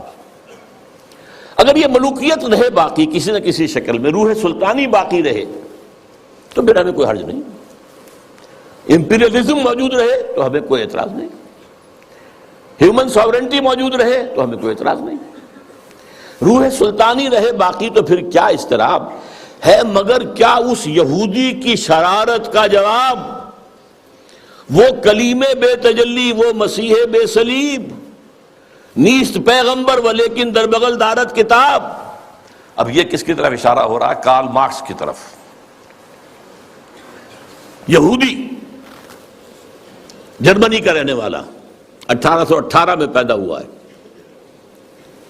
اس کے دماغ میں وہ سب کمیونزم سوشلزم کے جو خیالات تھے ان کے بنا پر جرمنی والوں نے نکال دیا جلا وطن. فرانس میں جا کر ڈیرا لگایا، وہاں بیٹھ گیا، وہاں سے بھی نکالا گیا. انگلینڈ گیا، انگلینڈ ایسے سب کو بگڑے تگڑوں کو سب کو پناہ دیتا ہے. وہاں وہ ڈاس کیپیٹال کی تکمیل ہوئی ہے جس کی بنیاد پر پھر یہ کہ انقلاب آیا، بولشوک ریولوشن رشیا کے اندر. وہ کہتا ہے کہ یہ تو ایک نیا انقلاب آ رہا ہے. یہ سرمایہ داری کی جڑ کٹ جائے گی، نظام بدل جائے گا۔ ہم نے جو بھی شیطنت کے پنجے جس طرح کا شکل میں گاڑے ہیں، ان میں سے ایک بڑا پنجہ وہ بھی ہے مگر کیا اس یہودی کی شرارت کا جواب؟ وہ کلیم بے تجلی، وہ مسیح بے صلیب، نیست پیغمبر ولیکن در بغل دارت کتاب، داس کیپیٹل، ایک کتاب جو اس کے اندر ہے۔ واقعتاً اس کتاب میں بہت تاثیر تھی، اس میں کوئی شک نہیں۔ اس کتاب نے ذہنوں کو مسخر کیا ہے، کیپچر کیا ہے، موٹیویٹ کیا ہے۔ نیست پیغمبر ولیکن در بغل دارت کتاب، کیا بتاؤں کیا ہے کافر کی نگاہ پردہ سوز، مشرق و مغرب کی قوموں کے لیے روز حساب، اس سے بڑھ کر اور کیا ہوگا طبیعت کا فساد، توڑ دی بندوں نے آقاؤں کے خیموں کی تناب۔ یہ تو دنیا زیر و زبر ہو رہی ہے۔ یہ آقا اور یہ جو بندے تھے جن کو تقدیر کا سبق ہم نے سکھا رکھا تھا، جن کو وہ بھی جو اپنے حالات کے اندر جو تھے وہ مست تھے، یہ اٹھ کھڑے ہوئے ہیں، فساد برپا کر دیا ہے، آقاؤں کے خیموں کی تنابیں توڑ رہے ہیں۔ تو اس کا کیا جواب ہے؟ یہ تو ایک بہت بڑا فتنہ ہے جو ہمارے لیے، ابلیسیت کے لیے۔ اب ایک چوتھے بشیر صاحب آتے ہیں درمیان میں، توڑ اس کا رومت الکبریٰ کے ایوانوں میں دیکھ، آل سیدر کو دکھایا ہم نے پھر سیدر کا خواب۔ رومت الکبریٰ، Rome, the great Rome, the great Roman empire, اور خاص طور پہ سیزر کا زمانہ۔ سیزر کے زمانے میں حضرت مسیح پیدا ہوئے ہیں، اور اسی کا اپوائنٹڈ گورنر پائلیٹس پونٹس جو ہے، اس کے ہاتھوں ان کے خیال کے مطابق ان کو سولی دی گئی ہے۔ تو سیزر کا جو ایک خواب تھا، اس نے جو ایک بڑی سلطنت، بڑی مملکت، ایشیا، افریقہ اور یورپ کو اپنے ایک پنجے کے اندر لانے کا خواب دیکھا تھا، وہ ختم ہو گیا تھا۔ پھر مسلمان آ گئے، گریٹ آٹومان امپائر قائم ہو گئی، تقریباً انہی تمام علاقوں پر جن پر یہ رومن امپائر تھی تقریباً۔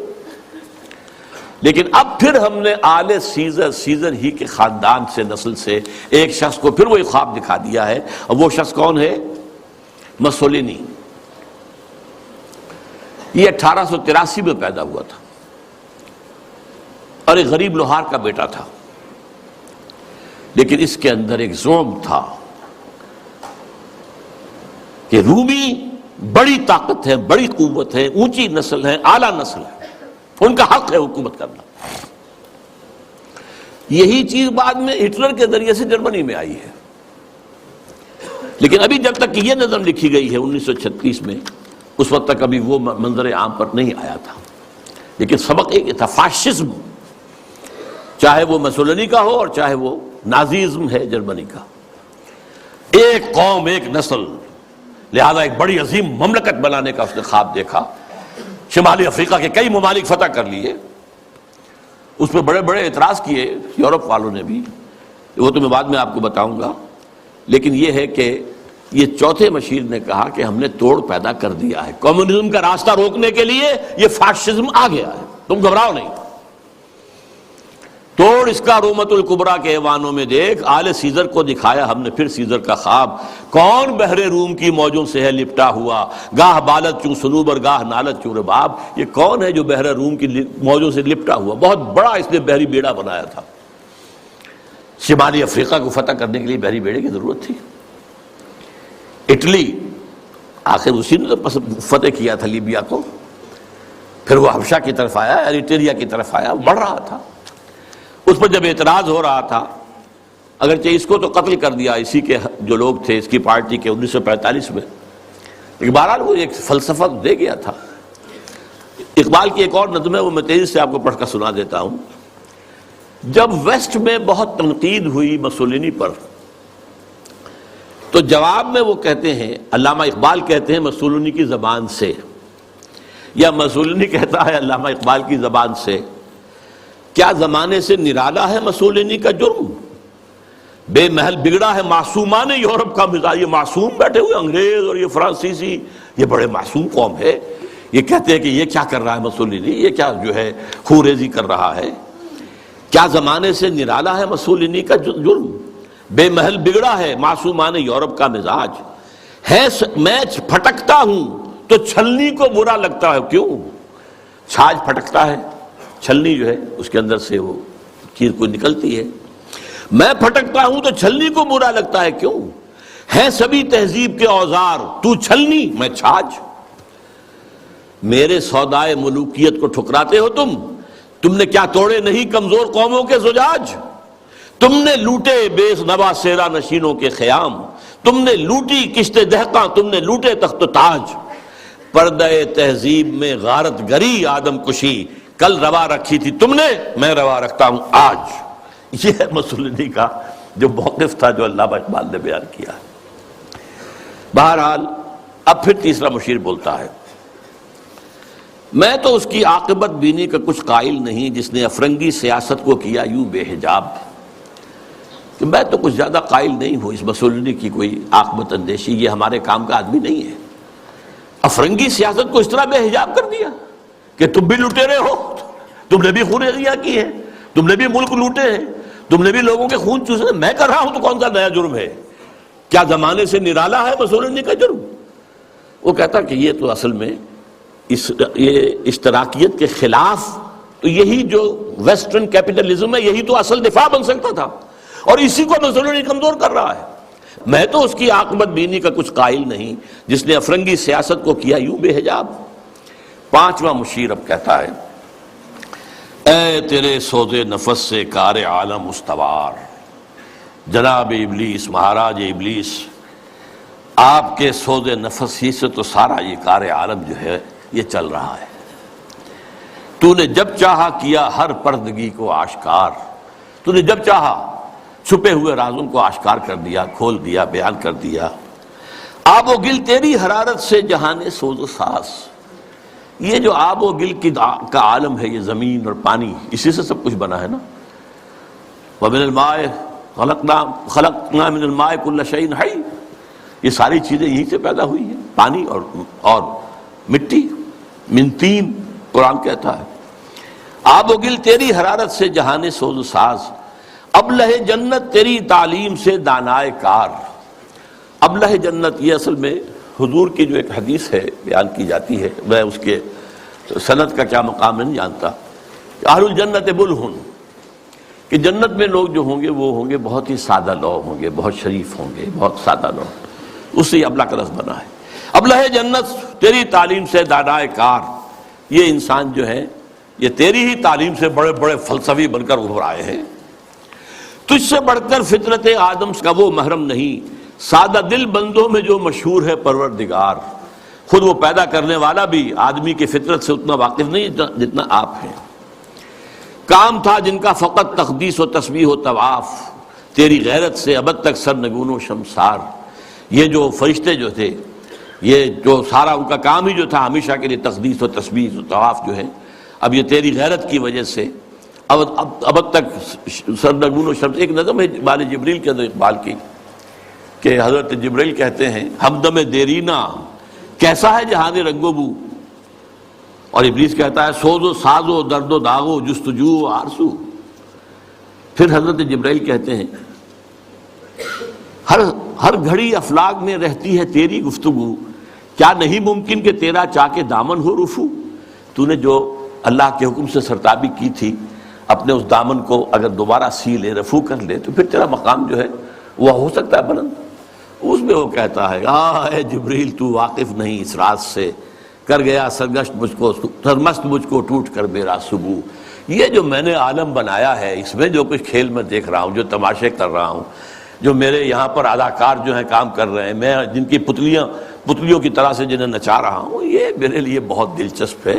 یہ جو عالم ہے تمہارا، تو فقط اللہ اللہ اللہ، اس عالم میں اب میرا گزر نہیں، اب یہاں میرا گزر ممکن نہیں۔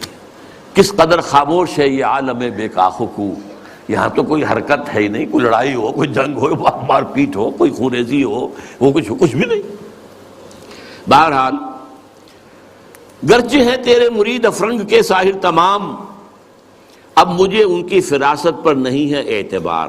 یہ جو ہے پانچواں مشیر، ذرا ایک نوٹ آف کہیے کہ ڈسینٹ، کہ کہ یہ جو آپ کے جتنے بھی ہیں اس وقت دنیا میں جتنے بھی چیلے چانٹے کام کر رہے ہیں، گرچہ ہیں تیرے مرید افرنگ کے ساحر تمام، اب مجھے ان کی فراست پر نہیں ہے اعتبار۔ وہ یہودی فتنہ گر، وہی کارل مارکس، وہ یہودی فتنہ گر، وہ روح مصدق کا بروز، روح مصدق کا بروز۔ بروز کہتے ہیں کسی گزری ہوئی شے یا گزرے ہوئے انسان کی روح کا جزوی طور پر یا کلیہ طور پر کسی اور میں بعد میں ظاہر ہو جانا۔ تو یہ جو کہا ہے کہ مصدق، یہ کون تھے؟ یہ 5ویں صدی عیسوی میں ایران میں پیدا ہوئے، اور جہاں تک تحقیق ہے زرتشت کے یہ پیروکار تھے، اور میرا گمان بھی یہی ہے، بعض لوگوں کا خیال ہے کہ زرتشت جو ہے وہ نبی تھے، واللہ عالم۔ اور سائرس جس نے کہ عظیم تر ایران کی بنیاد ڈالی تھی، جسے قرآن میں ذوالقرنین کہا گیا ہے، وہ اصل میں انہی کا تربیت دادا تھا۔ وہ جلا وطنی کی زندگی میں جب رہا ہے تو انہی کے زیر اثر رہا ہے، واللہ عالم۔ اس نے جو ہے زرتشتی فلسفے کو ذرا آگے بڑھایا۔ زرتشتی فلسفہ جو دنیا میں اب ہے، ہمیں نہیں معلوم انہوں نے کیا کہا تھا، جیسے کہ ایک کرسچینٹی اب ہے، حضرت مسیح نے اصلاً کیا کہا تھا، وہ تو اگر قرآن نہ ہوتا تو ہمیں کیسے معلوم ہوتا۔ بدھ مت اب جو کچھ ہے کیا پتا واقعتاً وہ گوتم بدھ کی طرف اس کی نسبت درست ہے کہ نہیں ہے۔ اس طرح زرتشت کی طرف جو نسبت ہے، دو خدا ہے، ایک نیکی کا خدا ہے یزداں، خدا خیر، اور ایک بدی کا خدا ہے اہرمن، خدا شر۔ البتہ اس کے اوپر بھی ایک خدا کو مانتا ہے، خدائے گاں، یعنی ان دونوں خداؤں پر بھی ایک خدا ہے۔ یہ وہی ہے معاملہ کہ ہر جو مشرکانہ نظام ہوتا ہے اس میں ایک بڑے خدا کو مان کر اس کے نیچے چھوٹے چھوٹے خدا کو مانا جاتا ہے، لیکن بڑے خدا کو مانتے ہیں۔ اللہ عرب میں ایک ہی تھا، آلہہ بے شمار تھے، اللہ ایک۔ یورپ میں چاہے وہ گریک سویلائزیشن تھی یا رومن، کیپٹل جی سے لکھے جانے والا گاڈ وہ ایک ہی تھا، اومنی پوٹنٹ، اومنیشینٹ، اومنی پریزنٹ، علی کل شیء قدیر، بکل شیء علیم، اور یہاں ہر جگہ موجود۔ لیکن نیچے گاڈز اینڈ گاڈیسز جو ہیں وہ چھوٹے جی سے لکھی جائے گی، گاڈز اینڈ گاڈیسز، یہ بے شمار۔ ہندوستان میں اسی طریقے سے یہاں پر بھی دیوی دیوتا بہت، لیکن مہادیو ایک ہی ہے۔ بہرحال وہ اس نے مصدق نے اس فلسفے کو آگے بڑھایا کہ دنیا میں جتنا شر ہے، حسد ہے، کینہ ہے، بغض ہے، غضب ہے، نفرت ہے، لڑائیاں ہیں، دنگے ہیں، فساد ہیں، خون ریزیاں ہیں، یہ سب عدم مساوات کی وجہ سے ہے۔ مساوات اگر قائم کر دی جائے تو یہ ختم ہو جائے گا۔ لہذا زر، زن، زمین، تین چیزیں زے سے شروع ہوتی ہیں، یہ تینوں، زر، زن، زمین، ان کو سب انسانوں میں برابر تقسیم ہو جانا چاہیے۔ یہ فلسفہ ہے جو سب سے پہلے دنیا میں اس طرف آیا ہے، جدھر پھر ایک چھلانگ جو ہے وہ پھر کارل مارکس نے لگائی ہے، لیکن ابتدا کا فلسفہ یہ تھا مصدق۔ 548 عیسوی میں نوشیروان عادل نے اسے قتل کر دیا، اور اس کے بعد مصدقی فرقہ جو اس کا تھا، جتنے بھی پیروکار تھے ان سب کو بھی تہہ تیغ کر دیا گیا، تو بات ختم ہو گئی۔ تو یہاں پر جو ہے وہ مشیر جو کہہ رہا ہے، پانچواں علامہ اقبال کہہ رہے ہیں اس کی زبان سے کہ وہ یہودی فتنہ گر، وہ روح مصدق کا بروز، ہر قبا ہونے کو ہے اس کے جنوں سے تار تار، زاغ دشتی ہو رہا ہے ہم سر شاہین و چرخ۔ یہ جنگلی کوے جو ہے یہ شاہین اور شکروں کے برابر ہو رہے ہیں، کاشتکار زمیندار کے برابر ہو جائے گا، مزدور کارخانے دار کے برابر ہو جائے گا۔ کیا ہونے چلا ہے، کیا ہو رہا ہے، کیا قیامت آ رہی ہے؟ ہماری ابلیسیت کو تو بہت بڑا خطرہ جو ہے ہو چکا ہے لاحق۔ اور یہ اچھی طرح جان لیجئے، یہ صورت اتنی خوفناک تھی کہ پچھلی صدی کے وسط میں، مڈ 50s میں، ویسٹرن بلاک کانپ رہا تھا کمیونزم کی پیش رفت سے، جس آگ، جنگل کی آگ کی طرح بڑھ رہا تھا کمیونزم۔ سن 1917 کا جو ریولوشن تھا، کیسے کیسے چھلانگیں لگائیں، لیٹن امریکہ میں پہنچ گیا، مڈل امریکہ، کیوبا کے اندر موجود ہے، آج بھی موجود ہے، چائنا میں آ گیا، ہندوستان میں کمیونسٹ پارٹی بن گئی ہے. یہ جو طوفان آ رہا تھا. اور اس سے بھی بڑھ کر بات کیا تھی؟ رشیا جو ہے وہ اسپیس کانکویسٹ کے اندر آگے نکل گیا تھا. سب سے پہلا سپوٹنک جو ہے وہ رشیا نے پھینکا ہے فضا کے اندر، خلا کے اندر. تو کانپ رہے تھے. اس کے بعد انہوں نے یہ سیٹو بنائی اور سینٹو بنائی اور کیا اور بنایا اور نیٹو بنائی سب سے بڑی. یہ سب اس کو کسی طریقے سے. اور سب سے بڑی بات یہ، امریکہ بہادر نے ملینز کی تعداد میں قرآن شائع کر کے انگریزی میں اسے تقسیم کیا مسلمانوں میں. دی گلوریس قرآن اور گیتا لاکھوں کی تعداد میں شائع امریکہ کر رہا، عیسائی، تاکہ بابا تم اپنے مذہب پر جمے رہو. یہ بے خدا ہے، یہ جو کمیونزم ہے یہ تو بالکل ہی ملید ہے. ہم تو پھر بھی اب خدا کو تو مانتے ہیں نا بھائی. تمہارا نظام ہم نہیں مانتے، تمہارے رسول کو ہم نے نہیں مانا، خدا کو تو مانتے ہیں نا. کم سے کم ہمارا جو ہے یہ خیال کرو، ہمارا ساتھ دو اس کے مقابلے میں. Containment of Russia policy. تو یہ جو کہہ رہا ہے کہ گرچہ ہیں تیرے مرید افرنگ کے ساحر تمام، اب مجھے ان کی فراست پر نہیں ہے اعتبار. وہ یہودی فتنگر، وہ روح مصدق کا بروز، ہر قبا ہونے کو ہے اس کے جنوں سے تار تار. زاغ دشتی ہو رہا ہے ہم سرے شاہین و چرغ، کتنی سرعت سے بدلتا ہے مزاج روزگار. چھا گئی آشفتہ ہو کر وسعت افلاک پر، جس کو نادانی سے ہم سمجھے تھے کہ مشت غبار. ہم سمجھے تھے تو ایک ہے، ایک ملک میں ریولوشن آ گیا ہے نا، رشیا کے اندر آ گیا ہے، بولشوک ریولوشن آ گیا ہے، مشت غبار ہے بس. دیکھیے تو آندھی بن گئی ہے. چھا گئی آشفتہ ہو کر وسعت افلاک پر، وہ پوری دنیا میں گلوب کے اندر جا رہی ہے. ہمارا نظام، ہمارا جو یہ سرمایہ دارانہ نظام ہے تو ختم ہو جائے گا، تباہ و برباد ہو جائے گا. فتنہ فردا کی ہیبت کا یہ عالم ہے کیا. اب دیکھیے ہیبت کا لفظ، یہ جو میں نے آپ کو بتایا ہے، اقبال کے سامنے وہ نقشہ نہیں تھا، لیکن میں نے جو آپ کو بتایا ہے کہ جس طریقے سے کہ ویسٹرن بلاک کانپ رہا تھا کہ رشیا اور اس کا جو یہ نظام ہے اس تیزی کے ساتھ بڑھ رہا ہے، تو ہمارے قدم تو نہیں جم سکتے اس کے مقابلے میں. فتنہ فردا کی ہیبت کا یہ عالم ہے کہ آج کانپتے ہیں کوہسارو مرغزارو جوئے بار. میرے آقا وہ جہاں زیر و زبر ہونے کو ہے، جس جہاں کا ہے فقط تیری سیادت پر مدار. حضرت ابلیس ذرا غور کیجئے. اب وہ جہان جو ہم نے بنایا تھا، باطل جہان، ظالم جہان، باطل اور ظالم نظام، اس وقت سب کے سب جو ہے اس کے تارو پود بکھر جائیں گے. اب یہ آخری خطاب ہے، یہ ابلیس کا ہے.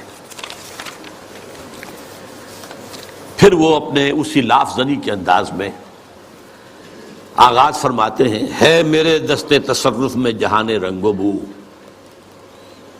یہ جہان رنگ و بو جو ہے، یہ عالم ارضی، یہ میرے دستے تصرف میں ہے، میرے قدرت میں ہے. میری فوجیں ہیں، میرے کارندے ہیں، میرے چیلے ہیں، میرے شاگرد ہیں، میرے ایجنٹ ہیں. یہ سب کے سب ہیں جو اس وقت کنٹرول کر رہے ہیں کائنات کو.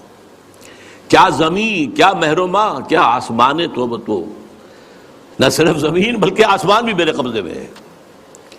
میں نے جب گرما دیا اقوام یورپ کا لہو، دیکھ لیں گے اپنی آنکھوں سے تماشا شرق و غرب و شرق.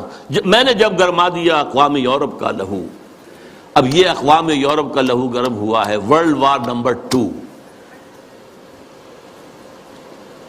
یہ جنگ کن کے مابین تھی؟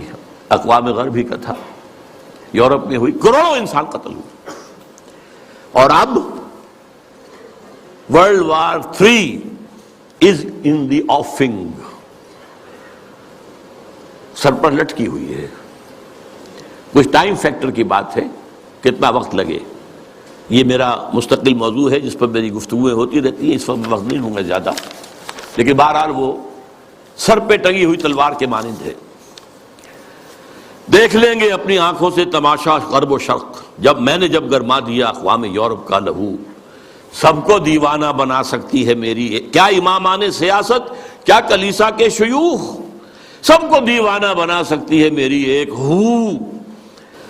کارگاہ شیشہ جو ناداں سمجھتا ہے اسے توڑ کر دیکھے تو اس تہذیب کے جام و صبو. ذرا دیکھے تو صحیح، اس تہذیب کو کون توڑ سکتا ہے؟ اس کے جام و صبو کون توڑ سکتا ہے؟ آئے کوئی میدان میں توڑے اسے. وہ تہذیب جس کا اس وقت کے دہائی دے رہا ہے Bush our way of life, our civilization. یہ اسلامک فنڈامنٹلزم سے اس کو خطرہ ہے. our way of life. یہی فرعون نے کہا تھا اپنے درباریوں سے کہ یہ جو موسیٰ اور ہارون دو آ گئے ہیں یذهبا بطریقتکم المثلی، تمہاری آئیڈیل تہذیب کو ختم کرنے کے درپے ہیں، یہ تمہارے نظام کو ختم کر دیں گے. آج وہی بات جو ہے بش کہہ رہا ہے. ہماری اس تہذیب کے توڑ کر دیکھے تو اس تہذیب کے جام و سبو دست فطرت نے کیا ہے جن غریبانوں کو چاک، مزدکی منطق کے سوزن سے نہیں ہوتے رفو. اب یہ بہت عمدہ شعر ہے کہ اللہ تعالیٰ نے جو خالق ہے انسان کا امتیازات اس نے رکھ دیے ہیں اس کی سرشت کے اندر. میں لفظ فطرت استعمال نہیں کر رہا ہوں، یہ دو الفاظ علیحدہ ہیں. سرشت، سرشتن گودنا، یہ جو ہماری جو اینیمل انسٹنکٹس ہیں وہ سرشت ہے. جو ہمارے اندر جو روحانی تقاضے ہیں وہ ہماری فطرت ہے.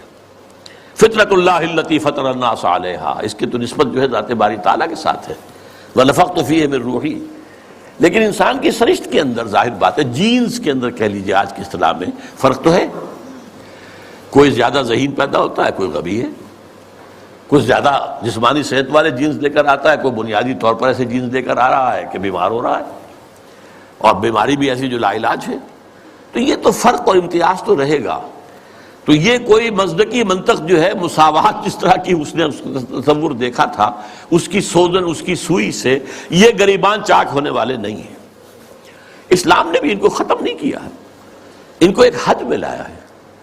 زیادہ گیپ نہ ہو جائے. ابھی ایک علیحدہ موضوع ہو جائے گا اسلام کا معاشی نظام کیا ہے. اس نے دو چیزوں کو زنجیر، دو جنوں کو زنجیر ڈال دی ہے، سود اور جوا، اور دو مزید جنسی جذبات کو بھڑکا کر کوئی آمدنی اور منشیات کو فروغ دے کر آمدنی. چار چیزیں نکال دیجئے تو ویسٹرن کیپٹلزم اسلامی نظام بن جائے گا. Private ownership, private enterprise, personal initiative, demand and supply, hire and fire, یہ سارے اصول جو ہیں، مارکیٹ اکانومی، یہ سب اسلام میں بھی ہے. بس یہ ہے کہ یہ سود کے ذریعے سے یہ جو سرمایہ کاری ہے یہ سرمایہ داری بن جاتی ہے. جیسے وہ آکاش بیل ہوتی ہے درخت کے اوپر چھا گئی اور اس پورے درخت کی جو جتنی بھی اس کے اندر توانائی تھی کھینچ لیا اس کو، اس نے وہ پھر سرمایہ داری بن جاتی. جوا، سٹاک ایکسچینج، ایک ہینڈل جو ہے ادھر سے ادھر کیا اور کریش ہو رہا ہے، مارکیٹ کریش ہو رہی ہے، بلینز اینڈ بلینز گون، اور وہ صرف ایک لیور کو کھینچنے کی بات ہے. یہ ساری چیزیں آپ کے علم میں ہیں. دست فطرت نے کیا ہے جن غریبانوں کو چاک، مزدکی منطق کے سوزن سے نہیں ہوتے رفو. کب ڈرا سکتے ہیں مجھ کو اشتراکی کوچہ گرد؟ یعنی تم جن سے گھبرا رہے ہو یہ مجھے تو نہیں ڈرا سکتے، مجھے ان سے کوئی خوف نہیں. یہ پریشاں روزگار آشفتہ مغز آشفتہ ہوں، یہ تو دیوانے قسم کے کچھ لوگ ہیں، ان کے خیالات بھی دیوانگی کے ہیں. ہے اگر کوئی خطر مجھ کو تو اس امت سے ہے. یہ ہے اب کلائمیکس اس کا، جس کی خاکستر میں ہے اب تک شرار آرزو. بہت اہم ہیں یہ الفاظ، اگرچہ دنیا میں ابھی کہیں اسلامی نظام موجود نہیں ہے. We have to admit. دنیا کہتی ہے اسلامی نظام، بھائی کتاب میں ہے، اس میں پڑھ لو یہ نظام ہے. وہ کہتے دکھاؤ کہیں، نہیں، سوری، کہیں نہیں ہے، کہیں آثار بھی نہیں ہے ابھی تک، تو کم سے کم نظر تو نہیں آ رہے. لیکن اس کی نگاہ دیکھ رہی تھی جبریل، اس ابلیس کی 80 برس پہلے، اور آج وہی ویژن ویسٹ کو حاصل ہو چکا ہے. اس کی خاکستر میں ہے اب تک شرار آرزو. خاکستر ایک اگر انگارہ ہے، انگارے کے اوپر راکھ آ جاتی ہے تو آگ تو نظر نہیں آتی، تو راکھ ہے. کہیں اب آپ اسے اٹھائیں گے اور وہ اگر راکھ نکل گئی پھر پتہ چلے گا اندر کیا ہے. یہ وہ دیکھ رہا ہے. اس امت کی خاکستر میں شرار آرزو موجود ہے اگر مجھ کو خطر کوئی تو اس امت سے ہے جس کی خاکستر میں ہے اب تک شرار آرزو۔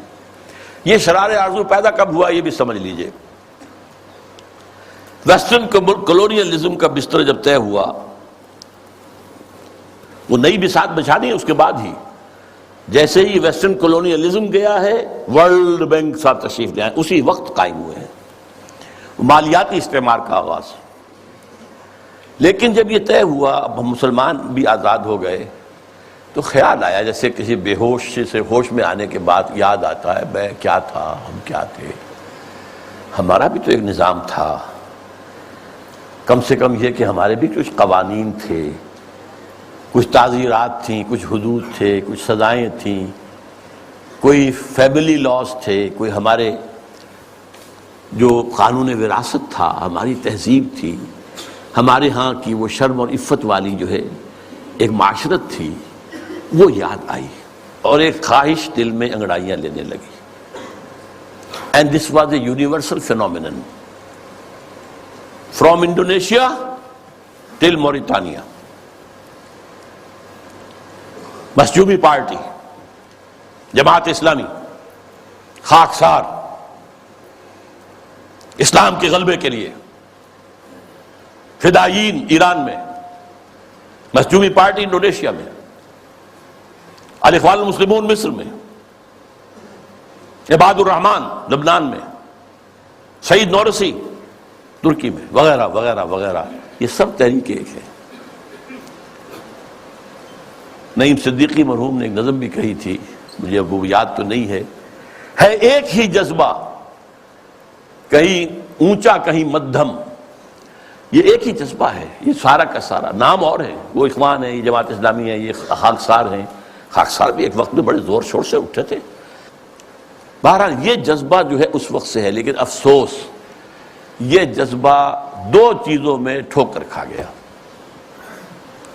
ایک تو اس نے یہ سپوز کر لیا جب ہم مسلمان ہیں تو ایمان تو ہمارے اندر ہے، بس یہ سب سے بڑی غلط، ایمان نہیں ہے بھائی، یہ ایک موروثی عقیدہ ہے، اٹس ناٹ ایمان۔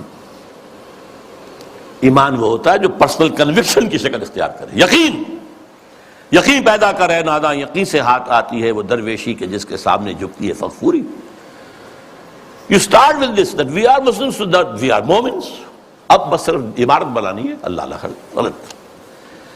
اصل میں تو ایمان کی دوبارہ تجدید بنیاد ہے اس کام کی۔ اور نمبر دو یہ کہ انہوں نے سوچا کہ دنیا میں اور جس طریقے سے چیزیں چلتی ہیں ایسے ہی ہم بھی کہیں الیکشن میں حصہ لے کر لیں، کہیں کچھ اور کام کر لیں، کہیں کوئی فوجی بغاوت سے کر لیں۔ نہیں بھائی، اس سے نہیں ہوگا، اس کا طریقہ وہی ہوگا جو محمد الرسول اللہ کا تھا صلی اللہ علیہ وسلم۔ پوری انسانی زندگی میں ایک ہی مرتبہ، اور تمام انبیاء اور رسول کی جماعت میں سے صرف ایک ہی شخص کے ہاتھوں وہ انقلاب برپا ہوا تھا اور کسی کے ہاتھوں نہیں ہوا، اور وہ ہے محمد صلی اللہ علیہ وسلم۔ وہی اول وہی آخر، اور اب بھی ہونا ہے، یہ صحیح ہے۔ ابلیس بھی ٹھیک دیکھ رہا ہے اور علامہ اقبال نے بھی ٹھیک دیکھا، اور آج بش بھی ٹھیک دیکھ رہا ہے، بلیر اس کا چھوٹا بھائی بھی دیکھ رہا ہے۔ وہ چونکہ اس نے کہا بلیر نے جو خلافت کا نام لے وہ فنڈامنٹلسٹ ہے، وہ ٹیررسٹ ہے، اور بش نے تو کہہ دیا، یہ کسی مسلمان کو تو میرے علم کی حد تک تو یہ خیال بھی نہیں آیا تھا کہ یہ تو اسپین سے لے کر اور انڈونیشیا تک خلافت قائم کرنا چاہتے۔ اسپین کا لفظ میں نے تو آج تک نہیں سنا تھا، لیکن خوف دیکھیے، ہیبت، فتنہ فردا کی ہیبت کا یہ عالم ہے کہ آج وہ جو کانپ رہے ہیں کہ یہ خلافت کا نظام نہ آ جائے کہیں۔ تو وہ خاکستر میں شرار آرزو ہے، اندیشہ یہی ہے کہ کہیں یہ بڑھ کر کوئی بہت بڑے طوفان کی شکل اختیار نہ کر لے۔ کرتے ہیں اشک سحر گاہی سے جو ظالم وضو، خال خال اس قوم میں اب تک نظر آتے ہیں وہ، کرتے ہیں اشک سحر گاہی سے جو ظالم وضو، جانتا ہے جس پہ روشن باطن ایام ہے، مصدقیت فتنہ فردا نہیں اسلام ہے۔ اب مجھے ذرا جلدی کرنی ہے، وقت بہت ختم ہو رہا ہے۔ دیکھیے اب حقیقت بھی نہیں، اس امت کی حالت کیا ہے اس وقت۔ جانتا ہوں میں یہ امت حامل قرآن نہیں، جانتا ہوں میں یہ امت حامل قرآن نہیں، ہے وہی سرمایہ داری بندہ مومن کا دین۔ Very better 100% correct. دولت پرستی، مادہ پرستی، یہ ہر ایک کے اندر پلی ہوئی ہے، رگوں کے اندر، دلوں کی گہرائیوں میں اتری ہوئی ہے. جانتا ہوں میں کہ مشرق کی اندھیری رات میں بے ید بیضا ہے پیران حرم کی آستی. پیران حرم جو بیٹھے ہوئے ہیں، وہ جو صوفی ملا جو اس کو پہلے کہہ چکا ہے،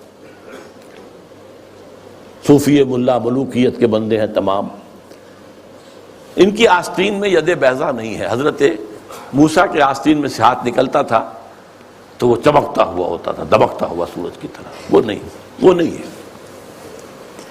بے ید بیضا ہے پیران حرم کی عصر حاضر کے تقاضاؤں سے ہے، لیکن یہ خوف ہو نہ جائے آشکارا شرع پیغمبر کہیں. یہ اہم ترین شعر ہے اس نظم کا. میں نے آپ سے کہا تھا اقبال کے وہ دو اشعار، ہر کجا بینی جہان رنگ و بو، کہ از خاکش بروید آرزو، یا ز نور مصطفیٰ اورا بہاست، یا ہنوز اندر تلاش مصطفیٰ است. یہ جو ڈائلیکٹیکل پروسیس چل رہا ہے ہسٹری کا، یہ اصل میں کیا جا رہا ہے؟ ایک چیز پیدا ہوئی، اس کا رد عمل پیدا ہوا، اس کے بعد ان دونوں میں تصادم ہوا، پھر دونوں سے ایک مل کر ایک نظام وجود میں آ گیا. پھر اس کے اندر جو خرابی ہے وہ ظاہر ہوئی، اس نے اپنے رد عمل کو جنم دیا. Thesis, antithesis, synthesis. یہ سنتھیسس پھر تھیسس بن گیا، پھر اینٹی تھیسس، پھر سنتھیسس. واقعہ یہ ہے کہ نوع انسانی رفتہ رفتہ جا رہی ہے اس ڈائلیکٹیکل پروسیس کے تحت بھی اسی نظام کی طرف جو محمد نے عطا کیا صلی اللہ علیہ وسلم. وہ کہتا ہے اس سے خوف ہے مجھے، امت میں دم نہیں ہے. اس کا قول ہے یہ، اللہ کرے گا اس امت میں جہاں پیدا ہو جائے گی.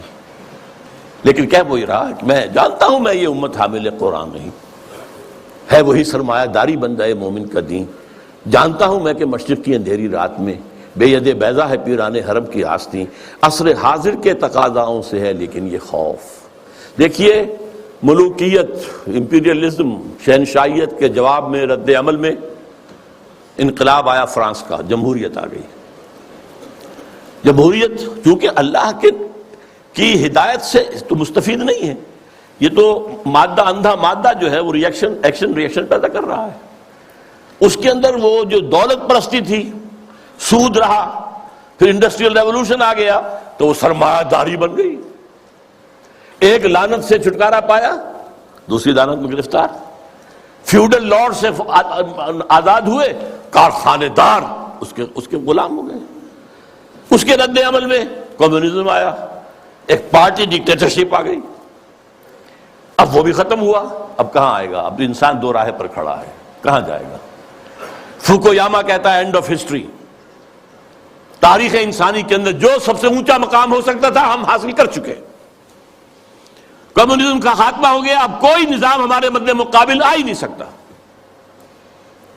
اس کا ایک جواب لکھا ہے، ہیں تو ہمارے پاکستان کے ہی عابد اللہ جان، اینڈ آف ہسٹری کی جواب میں اینڈ آف ڈیموکریسی کتاب لکھی ہے. مغربی جمہوریت ختم ہو گئی ہے، مغربی جمہوریت ختم ہو گئی ہے. اس کے دلائل، اس کے شواہد تفصیل کے ساتھ اس کی کتاب کو پڑھی. اور اب اسلام جو آئے گا سنتھیسس ہوگا، اب وہ ہوگا اسلامی جمہوریت، اسلامی سوشلزم. سوشلزم میں جو خیر تھا وہ بھی اسلام کے اندر ہے. خیر یہی تھا نا کہ ہر ایک کے لیے بنیادی ضروریات جو ہے فراہم کر دی جائیں. یہ تو اسلام میں ہے. ہم نے نہیں کیا تو ہم مجرم ہم ہیں. اسکینڈینیوین سوشلزم اپنی ٹاپ کے اوپر کھڑا ہوا ہے، لیکن اسلام کا سوشلزم اس سے کہیں آگے جائے گا. جمہوریت ٹاپ کی، جہاں ایک بوڑھی عورت جو ہے وہ ٹوک سکتی ہے امیر المومنین عمر فاروق کو رضی اللہ تعالیٰ عنہ. ایک شخص ان سے احتساب کر سکتا آپ کا کرتا کیسے بنا ہوا یہ بتائیں، کہاں سے آیا کپڑا؟ یہ اس کا خواب وہ تو اسلام میں ہے. لیکن یہاں جیسا کہ میں نے کہا اسلامی جمہوریت ہوگی، اللہ کی حاکمیت کے تحت عوامی خلافت. اسلامی سوشلزم ہوگا، ہر ایک کی بنیادی ضروریات کی کفالت زکوٰۃ کے نظام کے ذریعے سے. یہ نظام ہے. تو عصر حاضر کے تقاضاؤں سے ہے، لیکن یہ خوف ہو نہ جائے آشکارا شرع پیغمبر کہیں، الحذر آئین پیغمبر سے 100 بار الحذر، حافظ ناموس زن مرد آزما مرد آفری، الحذر پناہ پناہ آئین پیغمبر صلی اللہ علیہ وسلم۔ یہاں اقبال نے جو کمال دکھایا ہے، دس از دی جسٹ، لب لباب۔ وہ آئین پیغمبر کیا ہے؟ نمبر 1 حافظ ناموس زن مرد آزما مرد آفری۔ اس کا جو معاشرتی نظام ہے وہ کیا ہے؟ عورت کی عصمت و عفت کی حفاظت، نمبر 1۔ اس کے لیے 4 پردے دیے اسلام نے، 1 نہیں 4، پورے معاشرے میں ایک پردہ ہو۔ سیگریگیشن آف دی سیکسز، مردوں کا دائرہ کار علیحدہ ہے، عورتوں کا علیحدہ ہے، مردوں کے اسکول علیحدہ ہے، عورتوں کے علیحدہ ہے، مردوں کی کالج علیحدہ ہے، عورتوں کے علیحدہ ہے، مردوں کے اسپتال علیحدہ ہے، عورتوں کے علیحدہ ہے، سیگریگیشن۔ نمبر 2 گھر کی 4 دیواری کے اندر، یہ نمبر 2 پردہ ہے۔ باہر نکلے تو برقع لیں یا چادر لیں، چہرہ ڈھانپے، یہ تیسرا پردہ ہے۔ اور گھر کی 4 دیواری کے اندر بدن کو پورے طور پر ڈھانک کر رکھنا، سوائے چہرے کے اور ہاتھ کے اور پاؤں کے۔ اس کے سوا عورت کے جسم کا کوئی حصہ، ماں کا بھی بیٹے کی نگاہ میں نہ آئے، بہن کا بھائی کی نگاہ میں نہ آئے، بیٹی کا باپ کی نگاہ میں نہ آئے۔ ورنہ کیا نہیں ہو رہا آج؟ انسیسٹ نہیں ہو رہا آج؟ کتنا ہو رہا ہے یورپ میں، اور آپ کے ہاں کتنا کچھ ہو رہا ہے۔ حافظ ناموس زن مرد آزما، مرد کے لیے چیلنج ہے، تمہارا کام ہے، معاش کی پوری ذمہ داری تمہارے سر ہے، عورت کے سر نہیں ہے، اس کی کفالت تمہارے ذمہ ہے، یو ہیو ٹو سپورٹ ہر، اور اولاد کی ساری کفالت تمہارے ذمہ ہے۔ شادی کرو گے، مہر تم دو گے، عورت لے گی، شادی کا خرچہ تم کرو گے، دعوت تم دو گے ولیمے کی، عورت کے والوں کی، لڑکی والوں کی طرف کوئی نہیں ہے۔ This is the challenge to the males. حافظ ناموس زن مرد آزما، چیلنجنگ، اور دفاع جو ہے ملک کا وہ اصل میں تمہاری ذمہ داری ہے۔ یہ ٹھیک ہے کسی آخری وقت میں آ کر اگر ہوم ٹو ہوم فائٹنگ ہو رہی ہو، اسٹریٹ فائٹنگ ہو رہی ہو، عورتیں بھی آئیں میدان میں، ٹھیک ہے، لیکن نہیں، بنیادی طور پر نہیں۔ اسی سے مردانگی پیدا ہوتی ہے۔ نمبر 2 موت کا پیغام ہر نوع غلامی کے لیے، نہ کوئی فخفور و خاقہ، نہ گدائے رہنشیں، کوئی غلامی نہیں، کوئی حاکم نہیں، کوئی محکوم نہیں، اللہ حاکم، تم سب محکوم، کونوا عباد اللہ اخوانا، سیاسی سطح پر تم سب برابر ہو، بالکل نو ڈسکریمنیشن۔ کرتا ہے دولت کو ہر آلودگی سے پاک و صاف، دولت کے اندر جو گندگیاں آ جاتی ہیں ان سے پاک و صاف کرتا ہے آئین پیغمبر۔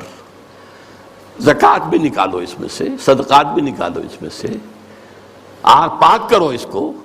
اور منعموں کو مال و دولت کا بناتا ہے امی، یہاں تو منعموں کر کیجئے، جن کو اللہ نے دولت دی ہے کہتا ہے یہ تمہارا مال نہیں ہے، اللہ کا مال ہے۔ این امانت چند روزہ نزدماست، در حقیقت مالک ہر شے خداست۔ یہ تو امانت ہے، جو مالک ہے اس کی مرضی کے مطابق تصرف کرو گے۔ اور اس سے بڑھ کر کیا فکر و عمل کا، اس سے بڑھ کر اور کیا فکر و عمل کا انقلاب؟ بادشاہوں کی نہیں، اللہ کی ہے یہ زمین۔ دیکھ خدایا یہ زمین تیری نہیں، تیری نہیں، تیرے آبا کی نہیں، تیری نہیں، میری نہیں، اللہ کی زمین ہے۔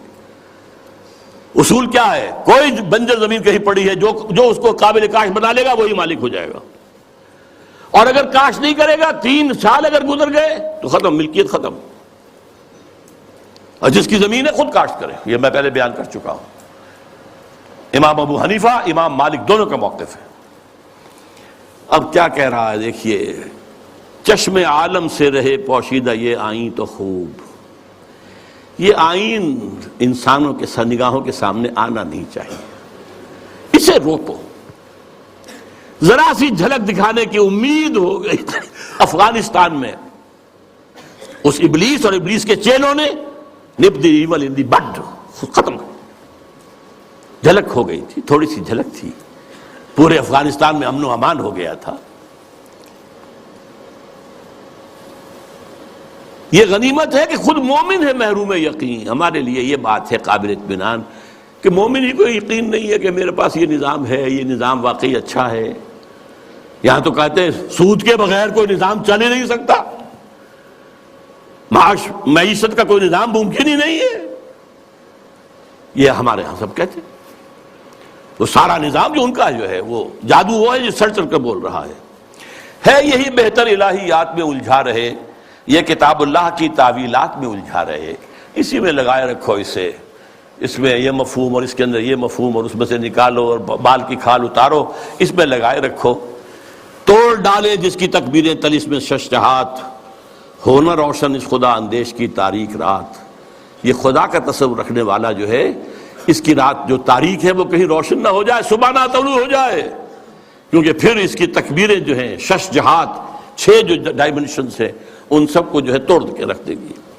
اب وہ مسائل کیا ہیں جن میں الجھاؤ؟ یہ اقبال کے خاص زمانے کے مسائل تھے۔ ابن مریم مر گیا یا زندہ جاوید ہے؟ حضرت مسیح فوت ہو چکے، سولی چڑھ چکے، یا نہیں آ کر کشمیر میں دفن ہو گئے، یا کیا ہوا؟ ابن مریم مر گیا یا زندہ جاوید ہے؟ ہیں صفات ذات حق حق سے جدا یا عین ذات؟ یہ میں پہلے گنوا چکا ہوں آپ کو۔ آنے والے سے مسیح ناصری مقصود ہے یا مجدد جس میں ہوں فرزند مریم کے صفات؟ وہ جس کے آنے کی خبر دی گئی ہے وہ وہی عیسیٰ ابن مریم ہوں گے، مسیح ناصری، جیزس آف نازرت، یا یہ کوئی مجدد ہوگا جس کے اندر مریم، فرزند مریم کے صفات؟ یہ سارے مسائل اس زمانے میں قادیانیت نے بڑے زور اور شور کے ساتھ کھڑے کیے ہوئے تھے۔ آج آپ نہیں جان سکتے جس قدر یہ چیزیں جو ہیں مسلمانوں میں، کم سے کم ہندوستان میں اور خاص طور پہ پنجاب کے اندر، جس تیزی کے ساتھ یہ پروان چڑھی ہے، اور قادیانیت جو ہے جنگل کی آگ کی طرح پھیل رہی تھی اس وقت۔ اس لیے کہ غلام احمد قادیانی نے کچھ مناظرے سر کیے تھے، کچھ عیسائیوں کو شکستیں دی تھی، کچھ آریاؤں کو شکستیں دی تھی، وہ سب کے جو ہے آنکھوں کا تارا تھا۔ خود اقبال نے تعریف کی غلام احمد قادیانی کی، لیکن پھر اس کے بعد ان کو کافر قرار دیا، اور جب انہیں پوچھا گیا کہ یہ کیا معاملہ ہے، آپ نے پہلے تو تعریف کی تھی، تو کہا only stones do not change. یہ فتنے ان کے اٹھائے ہوئے الفاظ ہیں اس وقت میں۔ ہے کلام اللہ کے الفاظ حادث یا قدیم، امت مرحوم کی ہے کس عقیدے میں نجات؟ کیا مسلمان کے لیے کافی نہیں اس دور میں یہ الہیات کے ترشے ہوئے لات و منات؟ تم اسے بیگانہ رکھو عالم کردار سے، تاب سات زندگی میں اس کے سب مہرے ہوں مات۔ خیر اسی میں ہے قیامت تک رہے مومن غلام، چھوڑ کر اوروں کی خاطر یہ جہان بے ثبات۔ ہے وہی شعر و تصوف اس کے حق میں خوب تر، جو چھپا دے اس کی آنکھوں سے تماشائے حیات۔ ہر نفس ڈرتا ہوں اس امت کی بیداری سے میں، ہے حقیقت جس کی دی کی احتساب کائنات۔ مست رکھو ذکر و فکر صبح گاہی میں اسے، مختطر کر دو مزاج خانقاہی میں اسے۔ یہ اس کی آخری جو ہے ہدایات ہیں۔ میں اس کے ساتھ ہی ابلیس کا فرمان اپنے سیاسی فرزندوں کے نام وہ بھی لے کر آیا تھا، لیکن اب وقت نہیں ہے۔ اب جو دوسرا حصہ تھا میری گفتگو کا، وہ جماعت جو بنانا چاہتے تھے علامہ اقبال، وہ جو میں بیان کر چکا ہوں، ایسی جماعت جس میں پریکٹسنگ مسلمز ہوں، اسلام کو پہلے اپنے وجود پر نافذ کریں پھر میدان میں آئیں، اور بیعت کی بنیاد پر، امارت کی بنیاد پر نظام ہو۔ یہ الیکشن کے ہنگامے جو ہیں، جس کو اقبال نے کہا ہے کہ یہ کھیل جو ہے، یہ سارا جو انتخابات وغیرہ کا ہے، اس سب سے ہٹ کر ایک انقلابی جد و جہد جو ماخوذ اور مبنی ہوگی منہج انقلاب محمدی پر صلی اللہ علیہ وسلم، جس طریقے سے حضور نے کیا ہے، اس کے مطابق انقلابی جد و جہد کا برپا کرنا، یہ ہے اصل میں وہ ضرورت جس کے تحت بہرحال ہم اپنی سی کوشش کر رہے ہیں۔ آپ بھی سوچئے، غور کیجئے، فکر کیجئے۔ اللہ تعالیٰ مجھے اور آپ کو خیر کی توفیق دے۔